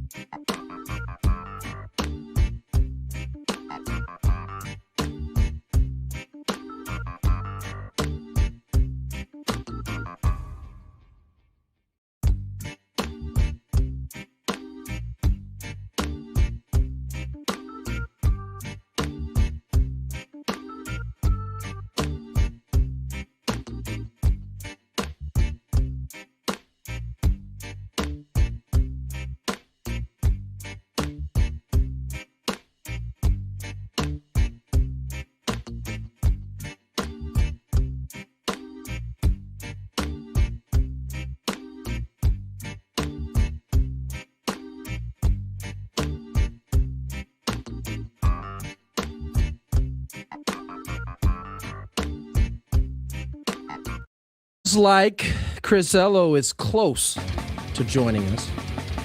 I'm really jealous of all you guys who are able to listen to this Netflix pregame show with like all-time greats right now. Barry Bonds, Albert Pujols. Well, it's a good thing that Albert didn't get the job here then, because he wouldn't be up there. No, he would. I'm sure he would like to be here. I'm sure he would like to be here, though. Scraby's got a big 5 coming away. What's the update on Chris? I know he said he should be here during the big 5 as long as everything goes well. Who is that? It's some guy from a Netflix movie called Man on Fire. Or, isn't that the Denzel Washington flick? Thought so. Are they doing a show now? Maybe. I did love that movie. Was that the one with Dakota Fanning? Yeah, where he has to go save her. Yep. Yeah, I was into that one. Have you seen the Extraction movies on Netflix with I think it's Chris Thor? Oh yeah. The guy Chris Hemsworth. Is it Hemsworth? What's the commercial he's doing with the Alexa? Alexa, yeah, rolling the pool cover over. He's like, ah! No, I love Chris Hemsworth. It's a great commercial. He comes in with a big old rattlesnake in his head, and he hears Alexa talking, and he's like, "Oh, this guy, she's gonna try to kill me." He's in Extraction, which is an over-the-top action movie, and people make fun of it because in the second movie, he gets shot at by a Gatling gun in a helicopter, but he ducks behind a ladder. Oh, the ladder saved him, huh? The ladder saved him from a Gatling gun. So everybody, but it's really good stuff. Really good stuff. All right, traffic is ready, and we'll get into the big 5. From the 855 Kent Ross Traffic Center. Injured?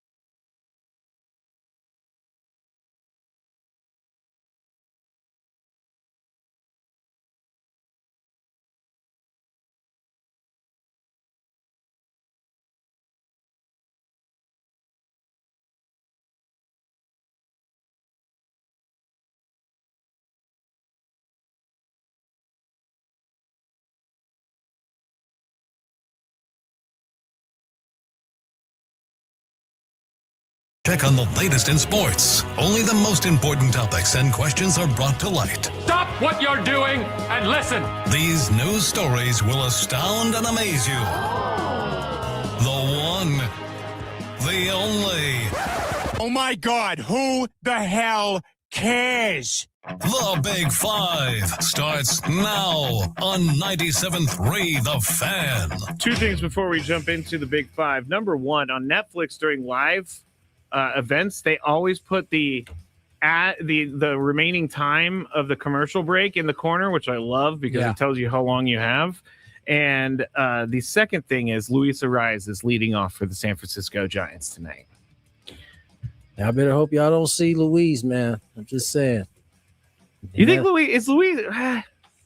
I think the answer is yes. What? See a guy who plays with a chip on his shoulder? Do you think he feels like San Diego got rid of him? There's probably a piece of him that feels like that. Yeah. Okay.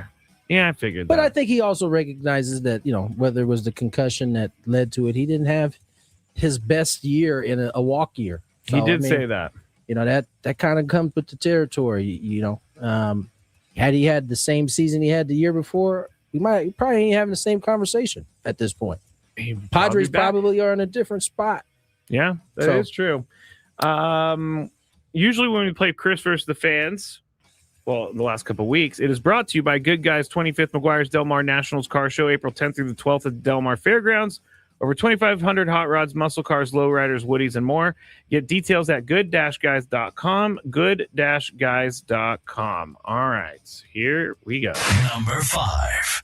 J.R. Blount, and yes, it is Blount, made his USD head coach debut today with a press conference. Now, it's a little different for him because he's still coaching in the NCAA tournament with Iowa State, but he says when he takes over USD, they are going to hit the ground running. He also said with Gonzaga moving out of the West Coast Conference, now is the time for USD to fill that void and become a powerhouse in the West Coast Conference. So, Tony, how many years does he need before results. I'm sorry. How many years does he need before results? Like, how many years you given him to build this team before you're thinking about moving on? Who? Jared Blount, USD head coach. Oh, he should be given at least 5 years. 5? I mean, come on, dog. I don't know why he yelled 5. Yeah, I don't know why either. I mean, it's okay. Better question. How long did it take San Diego State? Fisher took over in 99. How long did it take before the program? I was here for 2001, 2, and 3. And it was, I would say, I mean, what constitute a change? Like, where do you think at that point you're like, oh, okay, we've changed? You're giving yourself to win a conference. You're giving yourself a chance to win a conference. So it took about 4 years before the Aztecs were like pre-NIL too. I mean, okay, so there's the other thing. How much money is USD gonna have in their coffers to? Mark Ziegler said they were going to raise the amount of money. I mean, it's not a lot. It's not a lot, but they are going to put Raise more it? money into the NIL. Okay, great. But so is budget. everybody else in the conference. It's not like you all right? Yeah. Okay. Yeah. So I don't. Is that Jameis Winston? It is Jameis Winston. Sorry, I everybody. am so upset. I can't see him. Listen to what he's saying right now. He's doing Netflix stuff now. I think that 5 years. I think that would be the time I would give him. He's probably going to be given like 4, maybe even 3. I was going to say they're going to probably give him 3, but he needs at least 4. I don't think you can do anything to change anything in 4 years. I think San Diego in less State than 4 years was in a far better position to make the change when Fish came than I think USD is right now in this environment that he's going to have to make this change. True. He's got his work cut out for him, but he seems like a good hire. He seems like a good dude. From everything I heard, this dude is like the reason Iowa State's defense is as good as he's the defensive coordinator, which is probably why he's still helping this team that's in it. And so, yeah, man, I think it's a good hire. Don't get me wrong. I just think they need to give him the right amount of time. Yes, they do absolutely need to give him the right amount of time. I forgot that Number 4. Jameis Winston played a game at Petco Park back in the day, the All-American Classic in 2011. Stole a base, stole home. I did know that he was a... That's Max Fried on the mound too, by the way. That's crazy. I did know that he was a pitcher, right, for Florida State. I wish I could. He had a just cannon. be good at There's a one. couple highlights him throwing from right, like full on shoo. I can only imagine if he could throw the football as far as he could throw. Yeah. Also, Jared Blount, before we move on, girl dad, wanted to make sure everybody knew. He said he's very proud of his girls and he's very proud to be a girl dad. So I thought you would. Number 4. I You would appreciate that. Yeah. MLB.com came out with some predictions for the MLB season, and they did predict the Padres to get a wild card spot, but they also predicted the Dodgers to win the West and the World Do Series. we have any win totals yet? Yeah, we've had win totals for a little while now. It's 89.5 for the Padres last time I checked. The Dodgers was like 96.5. I'm saying low total 88, high total 93. Okay. So somewhere between there, gets them in They the won playoffs 90 for sure. games last Yes, year. they I won think 90. they're about 3-4 games better than they were last year. I'm win 100. Fine by me. So on a scale, I guess I'm up first. On a scale of 1 to 10, with 1 being no shot and 10 being World Series champions, do we think they three-peat? My scale, I'm going to go with a 3. Just because it's so hard to do and no team has done it for a very long time. I also got to think the injury bug is going to hit them at some point. I mean, it's hit them a little bit in the last couple of years, but everything has to come together to win 3 World Series in a row. And Tony actually did this. So, Tony, what is your scale? 1 to What 10. did I do? 1 being no, you tried to win a World Series, like legit. Tried to win a World Series, and unfortunately, you were not on a team that did that. Nope. So 1 to 10. Do you think they three-peat? 10 being they do, 1 being no shot. Well, they got a shot, but I'm gonna agree with you on this one. 3 is the number. I think it's just extremely hard to do. Haven't seen it done since the Yankees. Yeah. And everything, I mean, listen, Toronto could have very easily won that World Series. They could have. They left a lot on the table there. So, Andy Pajas knocked out Kike in left field, and they still won. That ball, I mean, it just has to fall out of his glove. It's incredible. I just think they've had 2 years of really good luck, right? Padres had them on the, had them on the ropes last year. By all accounts, 2 years ago. Yeah. Wait, no, I thought it was last year. No. Oh, you're talking about in the playoffs. I'm talking about the play, which started the whole thing. Yes, 2 years right? ago, They went on. They had relievers that hadn't done nothing all year. All of a sudden, be the best relievers ever. Just throwing perfect pitches. And so, yeah, I don't think it happens. I say it's 3. All right. Number 3. Frank Thomas is suing the White Sox. He has filed a lawsuit alleging the White Sox used his name and his iconic number 35 on jerseys without his authorization or compensation, leading to their, quote, unjust enrichment.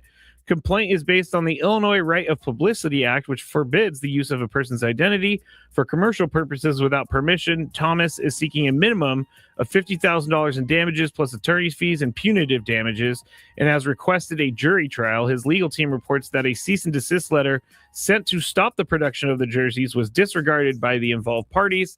The jersey in question is the City Connect 2.0 Chicago Bulls White Sox jerseys. That's the one that's in question. Tony, does his case make it to your courtroom? I find this weird. Like, here's the thing. Do Padres still print jerseys with your dad's name on it and put them down there? Or did someone have to custom order that? No, they can, but they gotta get old permission from Mom Dukes. So you guys need to get permission. So. They gotta get permission. We don't. They gotta get permission. Yeah, that's what I meant. Yeah. Yeah, this one's tough, man, because I don't know if you guys are familiar with some of the things that happened with Big Frank, Big Hurt, before he left Chicago. Just type in, hold on. I got to remember the GM's name at the time. Anyway, there's been some things said and hurt feelings that I think probably still linger. Oh, yeah, that was part of the article, too. I just couldn't go into it. It's kind of like they kind of turned their back on him a little bit after he set all the records of the franchise. Gosh, yeah, no, I think he has a good case. I mean, you can't print. Now, listen, I don't know what the legality of it is behind the scenes, if he has the rights or however it works. But the Illinois Right of Publicity Act says that you cannot use their identity for commercial purposes without permission. It seems pretty like cut and dry. Yeah, seems pretty cut and dry. Yeah, I agree. His case does make it into my courtroom. Kenny Williams. Type in Kenny Williams goes off on Big Hurt. And this was what happened, I think, as Frank was leaving the organization. It was, my man Kenny Williams, who was a GM at the time, got in a scrum and just unloaded on Frank. I'm looking for it right now. He basically called him an idiot. And it's always a great thing to do to one of the best players in your. And so I don't know that there's ever been reconciliation from that. Do we want to hear it? Go for it. It's kind of spicy. It's on the news, so it can't be having swear words. No, there shouldn't be. Believe me, it's not easy to deal with an idiot. and this man, over the course of the years, has tried my patience and tried it, and we don't miss him, by the way. And if you go out there and you ask any one of my players out there, any one of my staff members, we don't miss him. We don't miss the attitude. We don't miss the bitching and the whining. We don't miss it. Good riddance. See you later. He better stay out of our business. He just keeps going. Yeah, so this was how that ended. And so that's not great. And this was what, 2005, Yeah, 6? this was 20 years ago 2006. Yeah, so like this was I don't know that those feelings have ever been patched up. You ain't really ever seen Frank, like, I don't recall him being around like the White Sox too much since kind of like Calvin Johnson a little bit. in a way. But Calvin Johnson didn't get called an idiot by his former boss.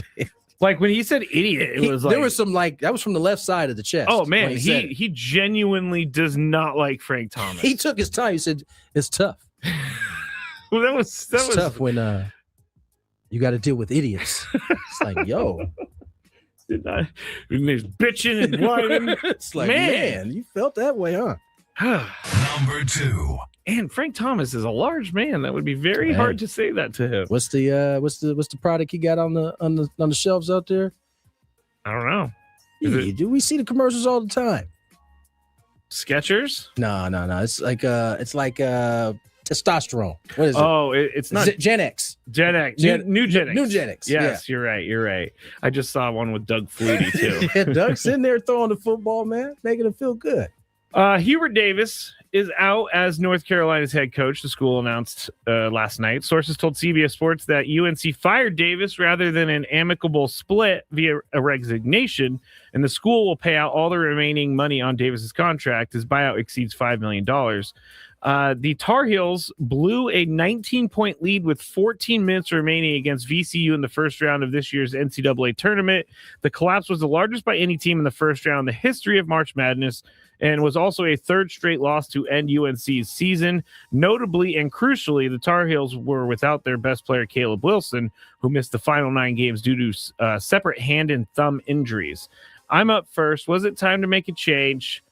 I guess when you're in North Carolina, you can't go too far from winning a championship or going to a championship. So I guess so. I mean, all the things that I read said that they had been slowly going down. And his son, not happy. Obviously, his son plays on the team, so he's not happy with this decision. But, Tony, do you think it was time for North Carolina to make a change at coach? Unfortunately, yeah, because I like Hubert Davis. Big fan of this. Listen, as he was doing kind of the analysis on ESPN. But, when you coach a blue blood school like North Carolina, and even if it's your alma mater, like, there is an expectation that, you go out and win. You do. And he hasn't lived up to it. Sad, but, I can see why North Carolina felt like they had to make a move. Dominic said that Frank Thomas has big hurt feelings. He might. That was a good one. He might. Number 1. Kevin Porter Jr., NBA player, was recently on a live stream, and he shouted out Bam Adebayo for his 83-point performance, but he also said he wants to be the 83 in honor of Kobe. Said it didn't sit well with him that Kobe's 81-point game is no longer one of the best. So, Tony, when's the next time we see a guy score 80 points in an NBA game? It could be next week, the way these guys score now. Like, that is, Luka could do it. Luka could definitely do it. I don't know, man. I mean, listen, Bam got 83 points. There's just nothing that you can say that takes away from that. Yeah. But I could see it being done in that same type of fashion again, for sure. Like 50 something free throws after you've already seen it done that way. I could totally see it happening again that way. Yeah, I think it's probably more likely to happen sooner rather than later. I think so. Because when Kobe did it, it was like, are we ever Remember, going to see Kobe got to 60 in 3 quarters and came out of the game because they were up too much. Yeah. He could have probably got it then, but he's probably so mad. He probably wanted to go for 100. No, I think they asked him if he wanted to stay in, and he's like, "We winning by like 30. There's no reason for me to be in this game." All right, well, that is it for the Big Five. And the 2 days in a row, Big Five has been on time. It has been on with time. a little time to spare. Definitely with a little time to spare. Let's see. Oh, Chris is here. Now we can bring him in. I wasn't hearing him, so I didn't want to bring him on, but he says he's here. So, Chris, can you hear us, sir? Oh, he's even on the camera. I just saw this. Chris? Uh-oh. Look, Tony, go to the camera right now and see the panic on his face. See there he is. Oh. Hello. Hello. How are you? I was one button away. I had to hit the input button. Okay. That's a good one to hit. I can tell you guys this unequivocally, and then I'll tell you some fun travel stories, but I'm not later than I wanted to be because of traffic. There is nothing in this state. We just drove an hour from the airport to Lawrence, Kansas. we didn't see as much as a cow. We didn't see a. There's no cows in We didn't Kansas? see- I don't know. You know what I'm saying? There's nothing. Absolutely nothing. Nada. Zilch. Zero for an hour. So there Chris. wasn't traffic. That wasn't the problem. Chris, have you logged into your Netflix account yet? Uh-oh. Wow. Oh, for the ball game tonight. Yeah. I haven't, but I've been busy with this, but I might have to get on now. I think you might. I mean, I haven't got to hear what they're actually saying, but Barry Bonds, Albert Pujols, we seen Rizzo, Anthony Rizzo, and CeCe. we saw CeCe on the pregame. I don't know what they were saying, It's a but it seemed like veritable big celebrity night. Yeah. Opening night. Jameis Winston was there as Jameis well. Winston's doing some of the sideline stuff. Didn't get to hear what he said, but Jameis Winston. yes, it looked entertaining though. It looked entertaining. I don't know what he said. Put a couple of hot. Is Gretzky there too? Might as well be. He might be. He might be. All right, let's get to break. 5 o'clock hour on the way. Happy hour. Chris Ello joins us as well. More Gwynn and Chris.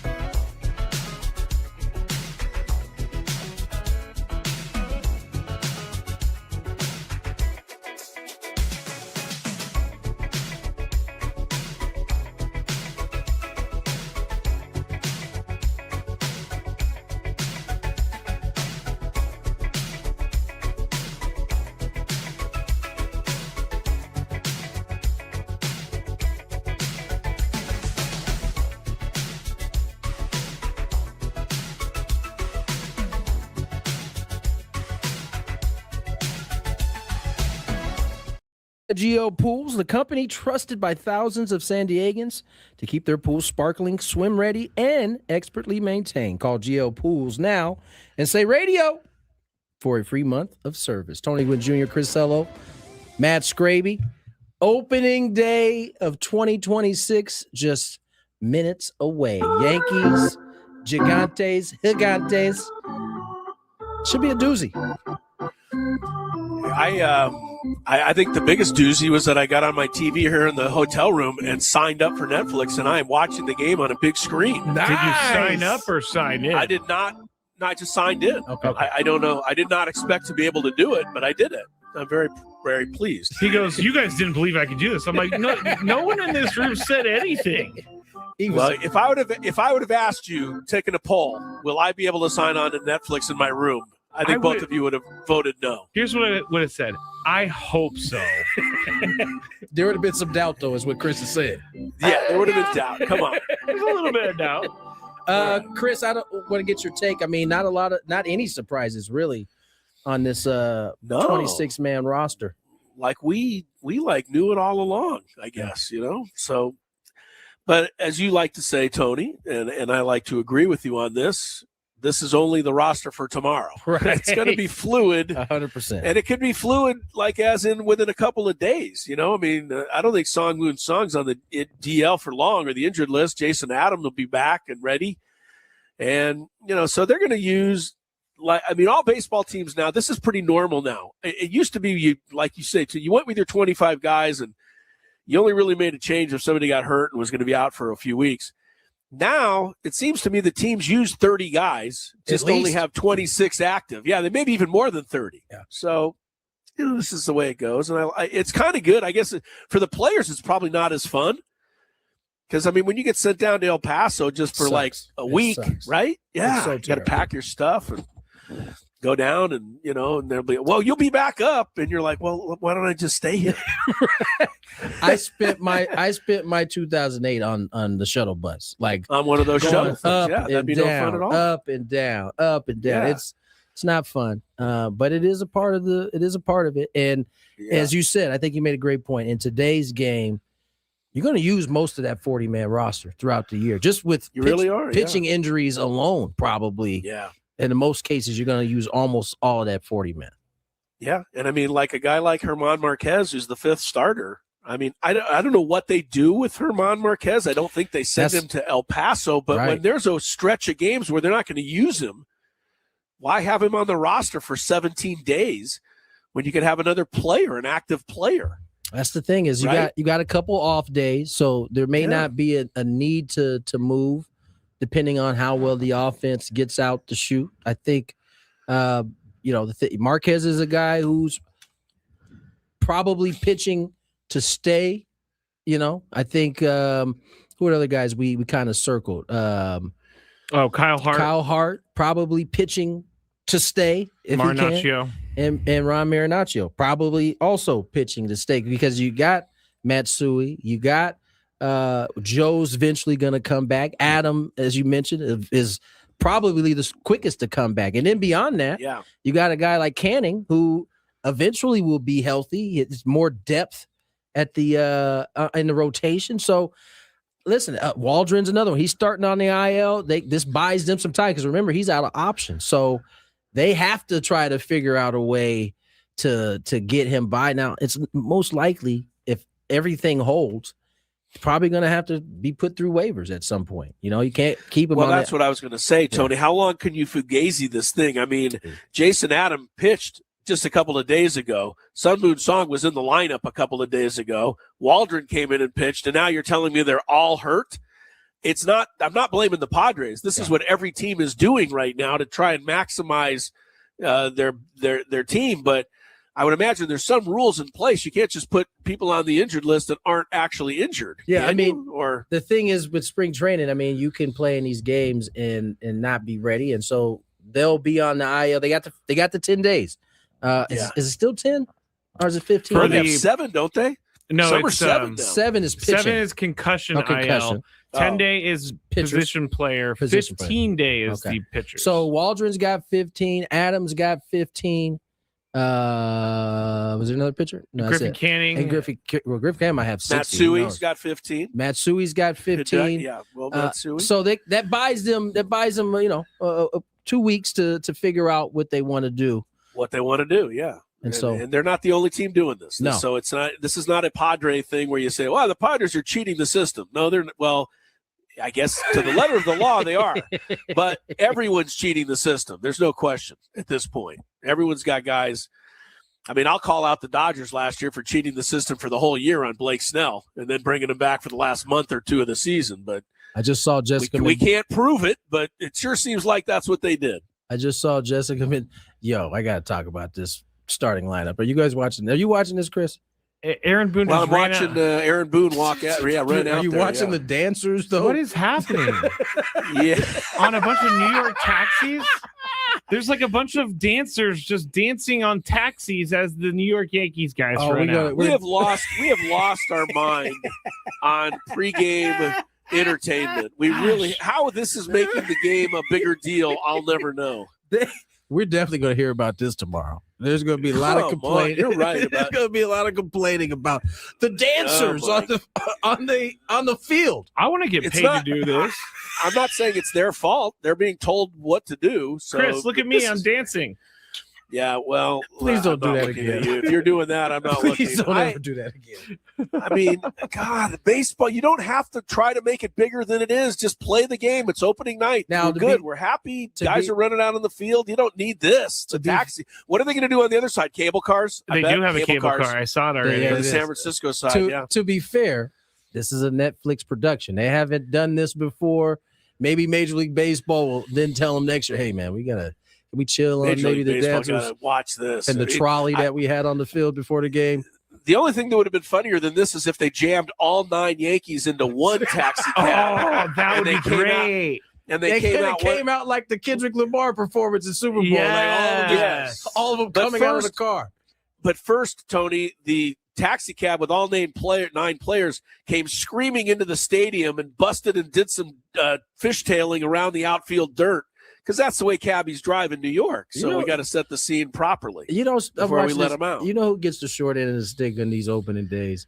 The starting pitcher and catcher. Yeah, they don't get to run out the bullpen. They just have to be doing what they normally do when they do the lineup. Do you think they're happier they don't have to run out? No. Between the dancing taxis? Everybody wants to run out. The dancing taxis? The dancing taxi thing is absurd. That's really absurd. And now the cable cars, I'm sure. You got Lou the Seal doing a dance now?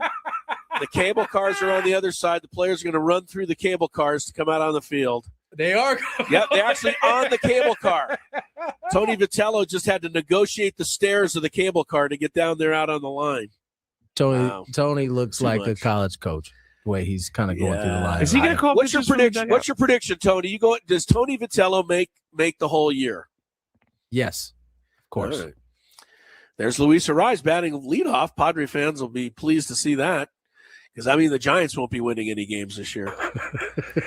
I was doing something for Sam. Did you just talk about Luis Ariz being the leadoff spot? Oh, they're not going to win any games. No, they're done. They're going to go 0-162. They might as well pack it in with Luis Ariz batting leadoff. I mean, who would you want, Chris? Rafael Devers or Luis Ariz playing first base for you? Well, they can do whatever they want. I don't think Devers I'm asking you, who would you rather want? What would I do? I would put Ariz at first. I'd probably put Casey Schmidt at second, so I have a little glove out there, and then I'd probably Devers DH, honestly. Devers is really not a good fielder, but, Giants will do what they want to do. CBS Sports predicted he wins a Gold Glove this year. Shut up. I'm not kidding. Who? CBS Sports, Devers. That'd be something right there. That would be. And these were like Ron Washington should get half of that Gold Glove if that is the case this year. Do you want to know something else that's great? Is for the first time in 19 years, the Giants have the same starting left fielder on opening day.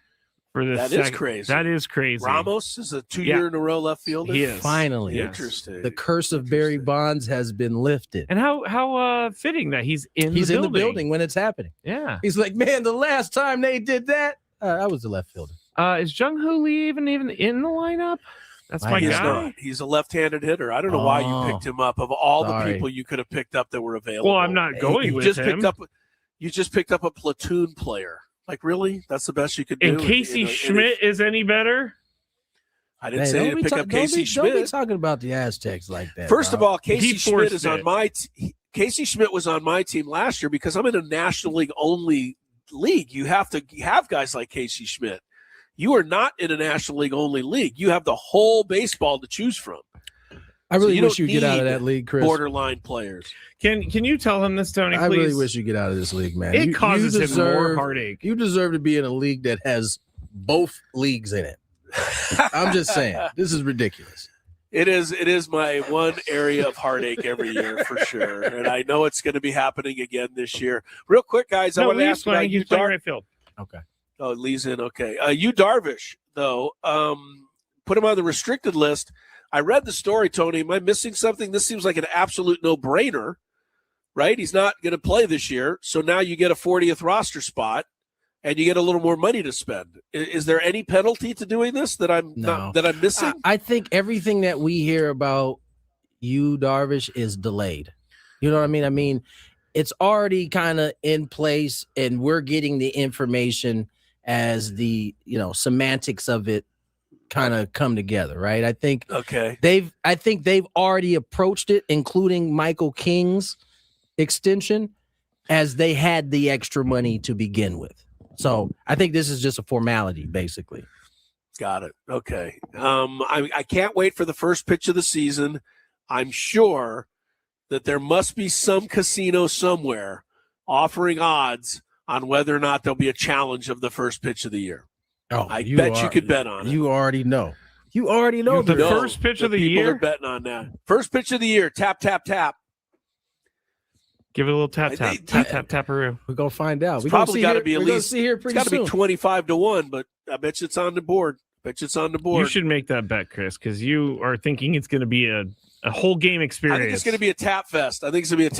Yeah, and teams are going to finally be told by Major League Baseball to stop tapping. Keep it at a minimum, and they're going to go, why should we? The catcher's sitting right there. He knows it's a strike or a ball, and he's going to be right 99% of the time. The things that Chris dies on the hill for. Dying on this hill for real. I know. Well, I hope I'm wrong, but I hope I'm right. I hope baseball comes to I hope it comes to a complete halt this year because they're tapping all the time. All right, let's get to break. On the other side, my partner, Jesse Agler, joins us next. Talk a little bit about his exciting news, as well as is that news out there to the rest of the people? Oh yeah, it's out there. It's out there. So we will have him on next. Talk a little bit about that. Talk a little bit about tomorrow's opening day, as well as his thoughts on this Padre team as we go into the 2026 season. More Gwynn and Chris. Here's some traffic from the. All right, it's time for the Beaver Nuggets. So the story is somehow Buc-ee's got brought up. I think Frank brought it up. Yes. And it's a rest stop / mall / entertainment zone, super center. And someone said on the chat yesterday that they have like 100. They went to one with like 100 gas pumps, which is a lot, I guess. But while we were talking about this, Sam Levitt was in New York listening, and he goes, put me on. And so we put him on. And he's talking about how much he loves Buc-ee's. And so we got into the conversation, and it ended up being about the Beaver Nuggets. And so I had to order them because I find the name Beaver Nuggets very gross. I find it gross. But we're going to go with this. It's kind of like a Cheeto / a corn pop. It's like a cheese doodle. A cheese doodle. And we're going to eat them right now. I don't think these are bad, but here we go.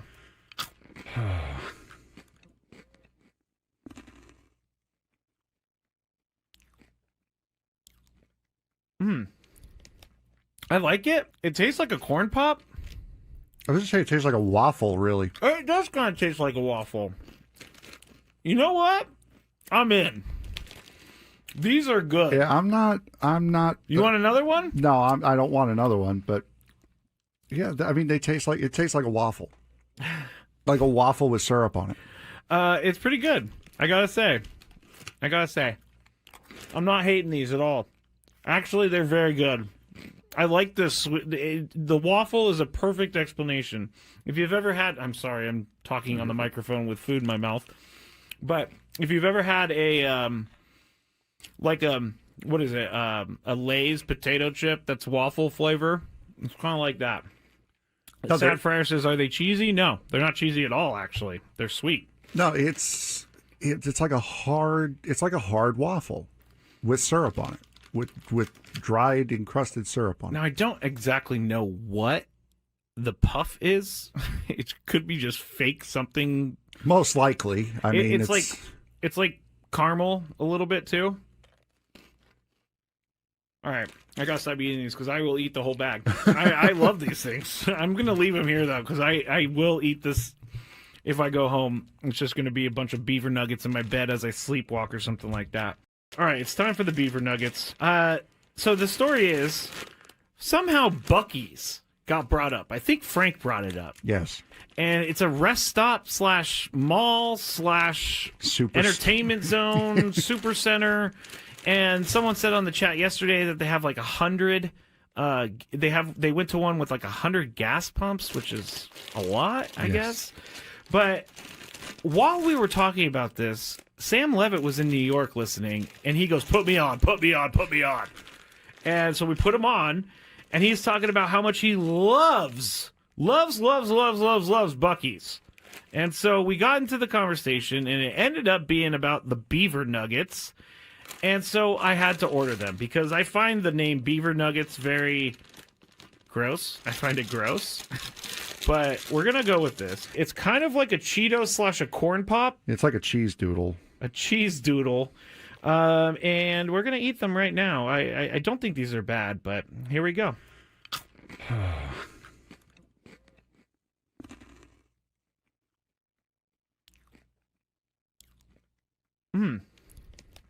I like it. It tastes like a corn pop.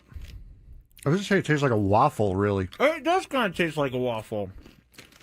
You know what? I'm in. These are good. Yeah, I'm not. You want another one? No, I don't want another one. But yeah, I mean, it tastes like a waffle, like a waffle with syrup on it. It's pretty good. I gotta say, I'm not hating these at all. Actually, they're very good. I like this. The waffle is a perfect explanation. If you've ever had, I'm sorry, I'm talking on the microphone with food in my mouth. But if you've ever had a, what is it? A Lay's potato chip that's waffle flavor. It's kind of like that. Sad Fryer says, are they cheesy? No, they're not cheesy at all, actually. They're sweet. No, it's like a hard waffle with syrup on it, with dried encrusted syrup on it. Now, I don't exactly know what the puff is. It could be just fake something. Most likely. I mean, it's like caramel a little bit too.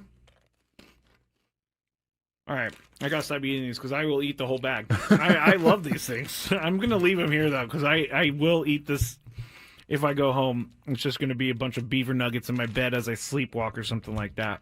All right, it's time for the beaver nuggets. So the story is somehow Buc-ee's got brought up. I think Frank brought it up. Yes.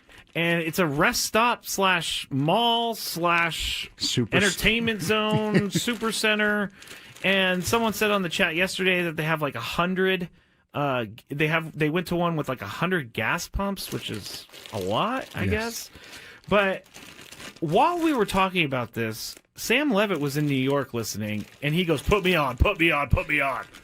And so we put him on, and he's talking about how much he loves Buc-ee's. And so we got into the conversation, and it ended up being about the beaver nuggets. And so I had to order them because I find the name beaver nuggets very gross. I find it gross. But we're going to go with this. It's kind of like a Cheeto / a corn pop. It's like a cheese doodle. A cheese doodle. And we're going to eat them right now. I don't think these are bad, but here we go.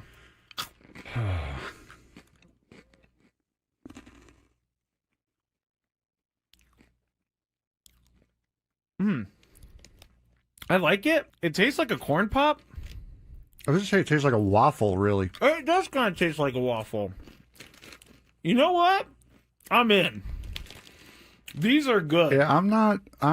You want another one? No, I don't want another one. But yeah, I mean, it tastes like a waffle, like a waffle with syrup on it. It's pretty good. I gotta say, I'm not hating these at all. Actually, they're very good. I like this. The waffle is a perfect explanation. If you've ever had, I'm sorry, I'm talking on the microphone with food in my mouth, but if you've ever had a what is it? A Lay's potato chip that's waffle flavor. It's kind of like that. San Francisco are the. I think he's going on to big, great things. Yeah. Jesse. What do you mean he's going nowhere? Not This without guy's me. a star. Not without me. So not without you. So he will be here. Let's welcome He's in. gonna be here. Yeah, we are lucky. My radio partner, Jesse Agler. Jesse, congratulations, my friend. How are you? Thank you for coming on. I'm doing great, guys. How are you? Very ready for opening day. Really excited for you, man. That's great news, and congrats. And I just want you to know that I was very close to signing my new deal today, but I didn't want both of Tony's partners signing on the same day, so I left it for you, and I'll put mine off to next week sometime. But just honest, go ahead. I was going to say, like all PR joke. 101. You don't want to have to share the spotlight. I get it. Don't want to share the spotlight. When I sign my contract, I want the whole day to myself. Exactly. But all joking aside, all of the fans I know join me and Tony and Scraby in congratulating you, because you become one of all of us in the last several years, doing a great job, and I can't wait to hear more of you. So that's a big deal. Thanks, man. No, I appreciate it. I mean, I'm the lucky one for sure. First and foremost, getting to work with Tony, but beyond that, getting to be here at this time, in sort of the history of this franchise and with these fans. I mean, it's a joke how great it is here right now. I mean, you just kind of look around the league and you realize how many teams are not in this particular position, and you go, wow. I mean, just to do this job was my dream since I was a little kid, literally. If I was doing it for the most downtrodden franchise out there, it would still be a dream, but to be able to do it in this city for these fans with this team right now is just kind of really beyond what the dream ever was. So like I said, I'm the lucky one, so I appreciate all the kind words, and the opportunity to be able to do this is incredible. So thank you to the Padres and the fans and for everybody who's somehow made this happen for me over the years. Quick, sorry, Tony, but I wanted to say he said he'd work for the most downtrodden franchise. It's funny because Drew Goodman told us the other day he'd be happy to change places with you. So you can prove that. You can prove it.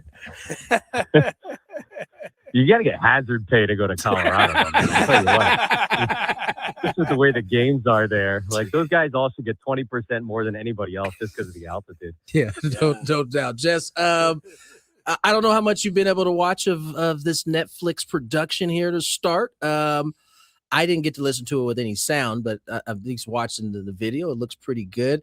I don't know if you noticed Tony Vitello going out to hand the managerial card to the umpires.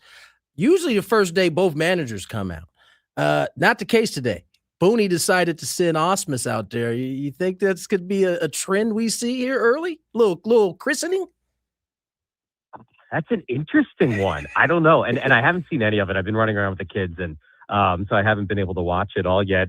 So you think the other managers are going to kind of make him earn it a little bit and not make him feel like a part of the club? I don't know. Like, I just feel like it's strange. The first game of the year, you don't come out. Like, that's usually like the one time they do come out, or at least the first game of the series. Aaron Boone. I mean, look, like, Aaron Boone is a multi-generational, not only big leaguer, but big league manager. So, like, if anybody, quote unquote, had the right to feel that way, I guess it would be him. But also, like, he doesn't strike me as that kind of guy. No, he doesn't. It's good. It's certainly good drama if that's the case. But yeah, maybe they all have like a text thread that Vitello's not on, and they're like, hey, let's screw with this guy all year long, or at least until the All-Star break, or at least until he wins 50 games. I don't know. Like, maybe there's like the other 29 guys are going to mess with him. Although, look, Stammen's a relief pitcher. Like, they could do the same thing to him. I don't know. Like, all the managers who are catchers might have a threat. I don't know. I mean, it's look, I said this to you 1,000 times during spring training, but like, I've got the Giants managerial situation as literally, to me, the most interesting story in baseball in 2026. I really do. I think it's top of the list. That and the ABS system, and I'm excited for the first pitch of the season to see if Trent Grisham or the catcher does a tap. It was close. It was close. He didn't do it. They let it go. Hey, Jesse, when you're this is an announcer question, totally from another nerdy announcer to another, but when you watch a ball game on TV like this, do you ever think in your mind how you might call a certain play, or are you just kind of way past that and you can enjoy the game? Because I find myself doing that every now and again, just saying, how would I have described that? Oh no, it's. I mean, I wish it weren't this way, but that's the only way I watch any game now. Okay. is through the lens of a broadcaster. And it doesn't matter the sport, even hockey, which I've never broadcast a hockey game before. Like I watch it as an announcer through the eyes of an announcer. My brain is working like an announcer. Even like if I'm just watching a baseball game on TV, it's not just what the guys are saying that I'm thinking about. It's, that graphic. I don't know if I like that graphic, or if I do like that graphic. They shouldn't have put that graphic up right then. It's really bad. Like, because you can't just sit back and like relax and enjoy something. So no, I'm in a way cursed, I guess, that way. Like I can now only watch sports through the lens of an announcer, and never just like sit back with like a bag of popcorn and enjoy it like a regular person. He's not exaggerating, guys, by the way. He's not. Like, we spend a lot of time together before games, and graphics, all of this stuff is running through this man's mind. Meanwhile, he's got like 5 pages of notes on the team that we're getting ready to play as well. So he's not exaggerating at all. Jess, I'm surprised, honestly, that Padres actually gave up the roster this early. We got to look at it. No surprises. No surprises at all. Bryce Johnson, the 4th outfielder. Marquez is most likely going to be in the rotation. A guy like Ron Marinaccio makes the roster. Now, there's some caveats because some guys are banged up and are close to coming back. But all in all, it's pretty much what we thought it was going to be, huh? I think it was, at least in the last few days of spring training, it kind of like came into focus a little bit. As you said, I think the injuries were a big part of that. I think because you kind of knew, all right, you can probably cross this guy off and cross that guy off. You sort of knew who was next up. I think probably the most interesting one that maybe lingered for an extra moment or two at the end was that 4th outfielder conversation. Jace Bowen, he did everything he possibly could to make that a hard decision for them. But Bryce Johnson, kind of the incumbent, certainly didn't do anything to lose that job. He had a tremendous spring. So I don't think it's a surprise at all that Bryce is there. He had a great year last year. Whenever he got the opportunity, he did what he was supposed to do. Same thing with a great spring. So, but that was kind of the one that maybe lingered longest throughout spring training. But no, I'm with you. No surprises at all. You and I, it became a running joke almost during the spring training broadcast about the lineup every day. I think that's going to continue into the regular season. I mean, you're right. The way Craig talked about it today, it's going to be a bit of a moving target, and we'll kind of see how that goes. Let me clear something up, by the way, because I saw a little bit of online hysteria today. There were some pictures from the workout today, and I was down there, of the video board and the lineup that they had up there. And, people saw Sheets cleaning up, and they were like, oh my gosh, they're going to have Sheets cleaning up against Scooble.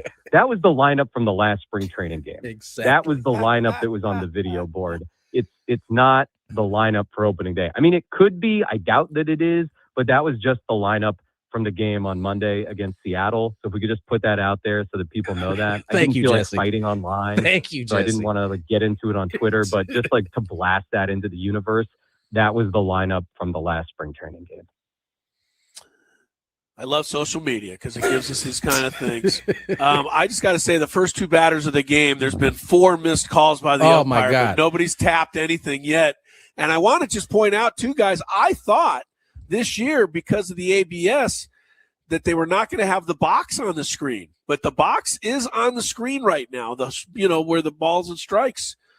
I'm pretty sure that they're not going to tell you whether or not it's a ball or a strike. It's just going to be on the screen. Like before, the dot would fill in with white if it was a strike, and it would be hollow if it was a ball. But they're not going to do that this year. But hey, Jess, I got to tell you, our favorite Bill Miller is behind the dish for for this first game. And one of the first pitches to Aaron Judge, I promise you, was at his chest, and he called that bad boy a strike. And Aaron Judge didn't even flinch. So you know that this has been talked about going into the game. Like, we are not using our challenges, especially you hitters aren't using these challenges until we get into the later innings. And that'll be the fascinating thing. Like, if there are, examples, if they go back and look at this later tonight, right? The Yankees and the Giants are like, man, we could have challenged like 7 pitches in the first 3 innings. If maybe in a couple of weeks, right, they look at this and go, hey, there was opportunity there. Yeah. Like, if we're really, really short, if you're Aaron Judge and you've like kind of proven yourself a little bit, like maybe we'll start to see some earlier ones. But I don't know, because I mean, we saw it early in spring training, man. Like, the hitters were not great at this, generally speaking. So I don't know, but the catchers were pretty good. I've got the numbers written down for tomorrow when we talk about it. The catchers, I think, were about 60% during spring training. The hitters were in the 40s. It's a big difference. It's a big difference. So, we'll see. Like, that's definitely the day one strategy is, you got to save these things for late or for a big moment, a bases loaded kind of situation, perhaps earlier middle innings. But I wonder, like, does that change maybe as time goes on? If like there's a really egregious one, even in a lower leverage situation early in the game, like if you're really super, super confident you can win it, are they maybe going to get to a point where they allow these guys to challenge it, or is it just really not worth the risk? I don't know. We will find out. Jess, it all begins for us tomorrow. Once again, congratulations, my friend. Yeah, big time congrats, Jesse. It's a big deal, man. We're really proud of you. You guys are sweet. Thank you very much. I appreciate that. Have a good night, Jess. Jesse Agler there, Padres play-by-play voice. He's here. He's not going anywhere. Sign an extension. So happy for my partner. Meanwhile, let's get to break. We have coasted a little bit past our time. When we come back, what we got? We're gonna have Chris do some of the talking. Oh, yeah, we got I got a potpourri of things saved up for you guys. So I can't wait. Sit back, relax. In the happy hour. By the way, real quick before we go, I have maybe my most embarrassing travel story ever today. Can't wait to hear. And that's saying something. That is saying something. Did you call something a no boner? Just wait till you hear this one, guys. More Gwynn. By the way, that was from earlier in the show when I was talking about boneless wigs. More Gwynn and Chris on the other side. From the first pitch of the year to the biggest games down the stretch, Padres talk never stops. Roster moves, injuries, trends.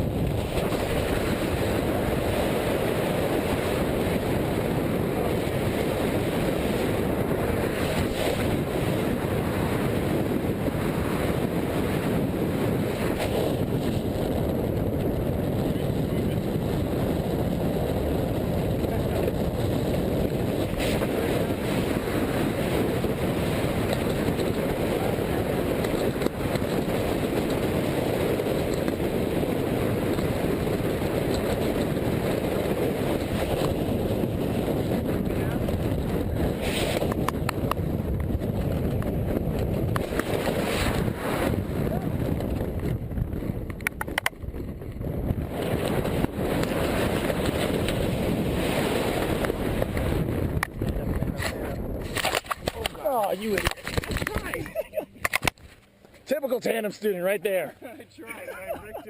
I wrecked your good job, buddy. Fun, huh? You need help with anything?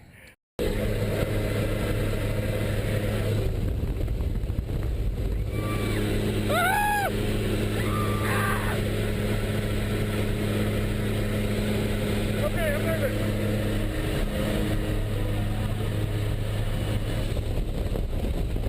Stand up, stay low. Hands on the heart. Stay low.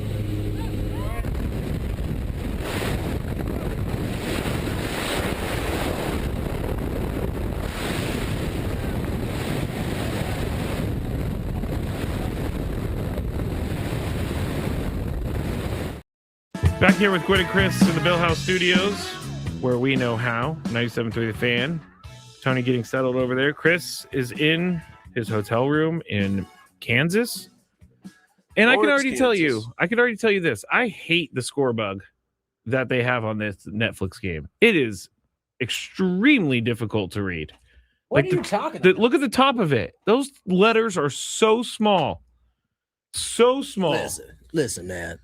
It says M-Freed Endeavors. It is small, though. I'll give you that. But I can read it. It's small, but what else would it say? You know what I mean? That's true. You know what it's got to say. Oh, there's that San Francisco outfield. We were talking about that earlier. Good base running by our boy Casey Schmidt there, Chapman. He picked it up. Ball falls in first and third. Gigantes in the bottom of the first against the Yanks. All right, Chris, should we do traffic first or should we do your embarrassment? Oh, no. We got to hold up on the embarrassment. Just make the people wait a little for that.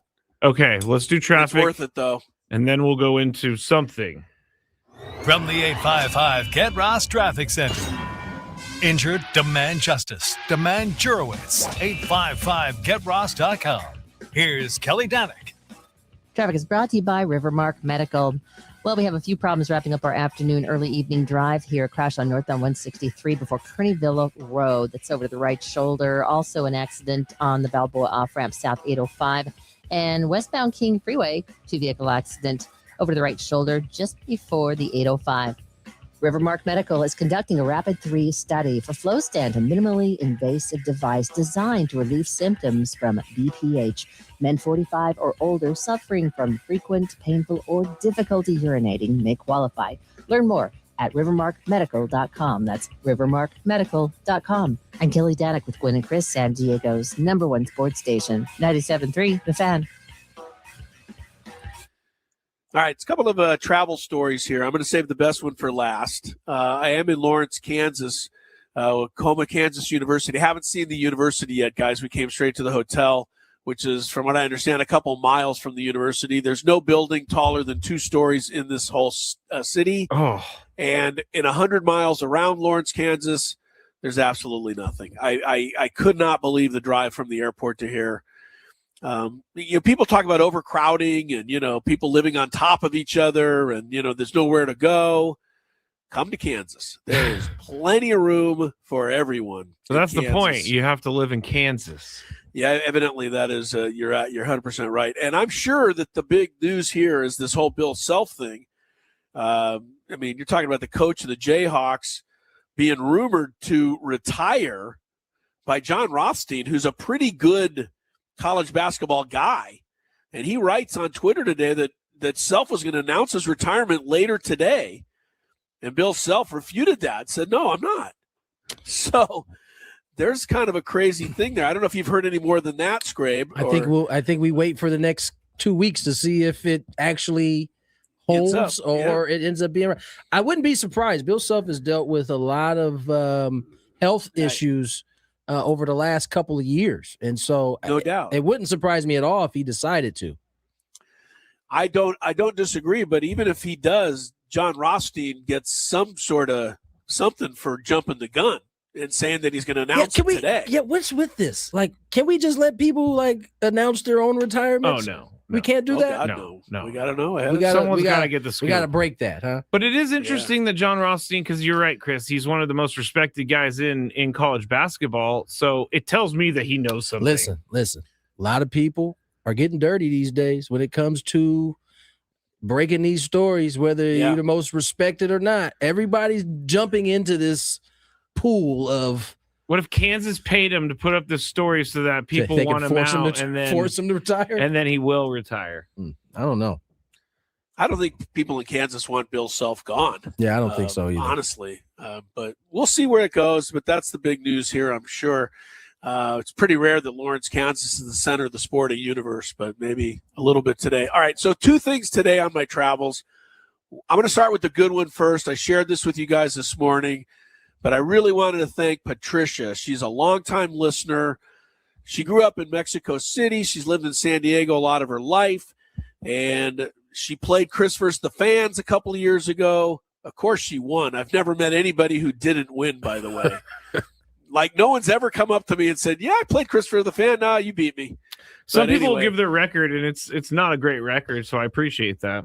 Right. But anyway, congrats. She won Chris vs. the Fan. She thought that was a great achievement. But the more we talked, and she was so nice, we were just out there in the regular terminal there waiting for our airplanes to go, and telling me a little bit about her family and how her husband passed about 4 years ago, and it was obviously a horrible time. And she said that, she had to be overstating it a little, but she said that Gwynn and Chris helped get her through. And That's you know, awesome.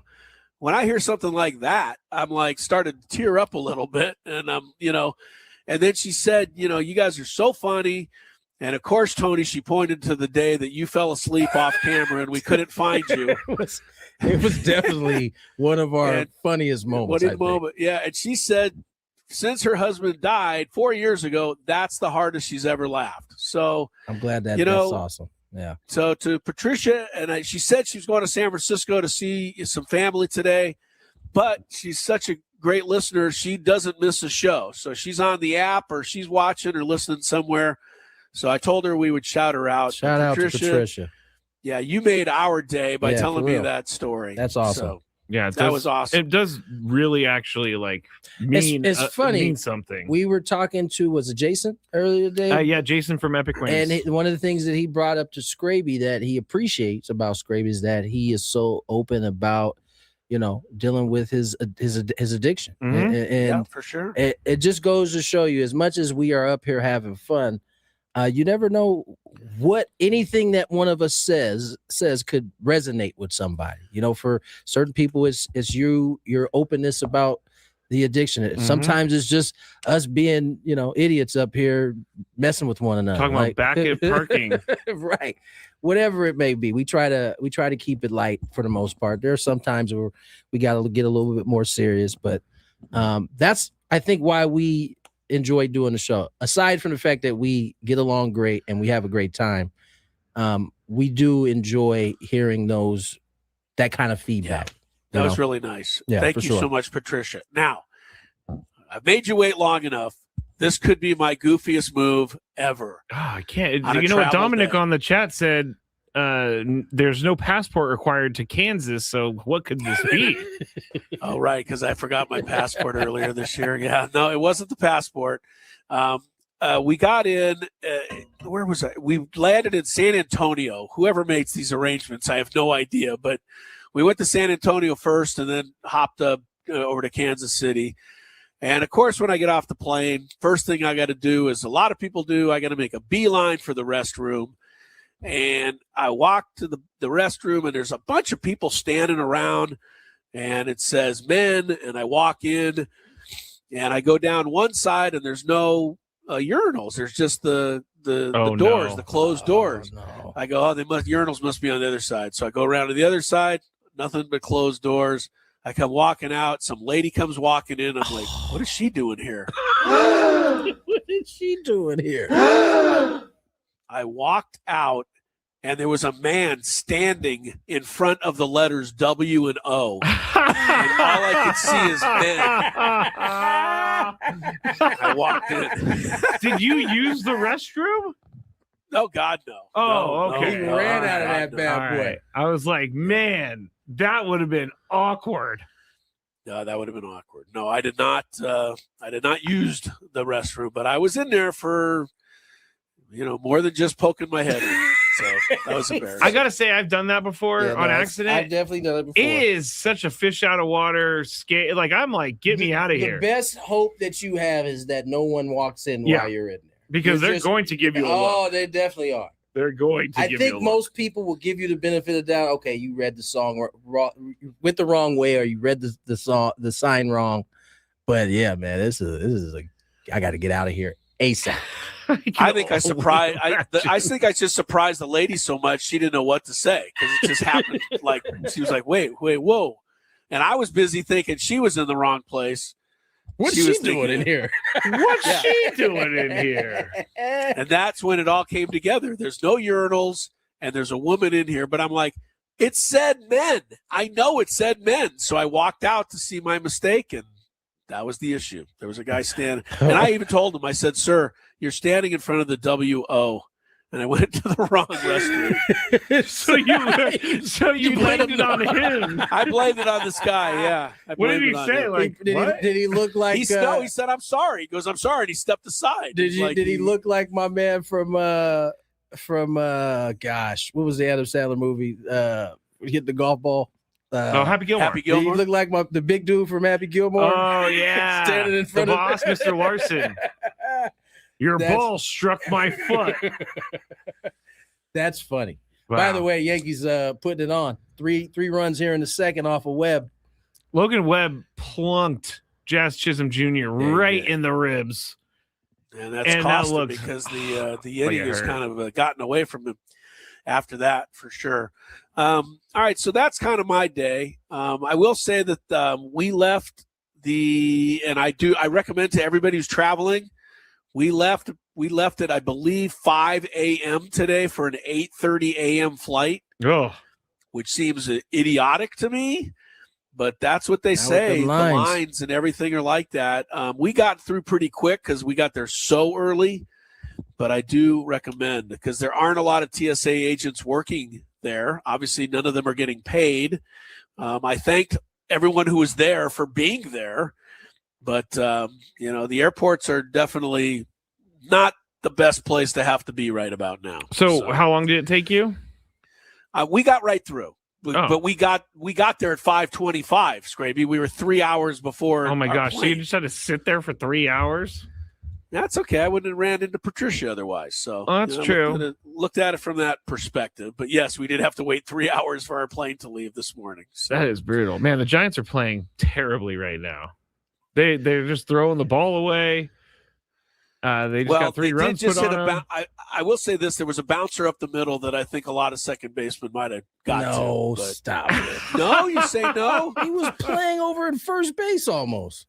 I'm trying to get on a ride, man. They are just teeing off. I think that's the bigger problem is that they're teeing off on Webb. One just bounced against the wall. The Yankees are looking like and they hit another guy with a throw.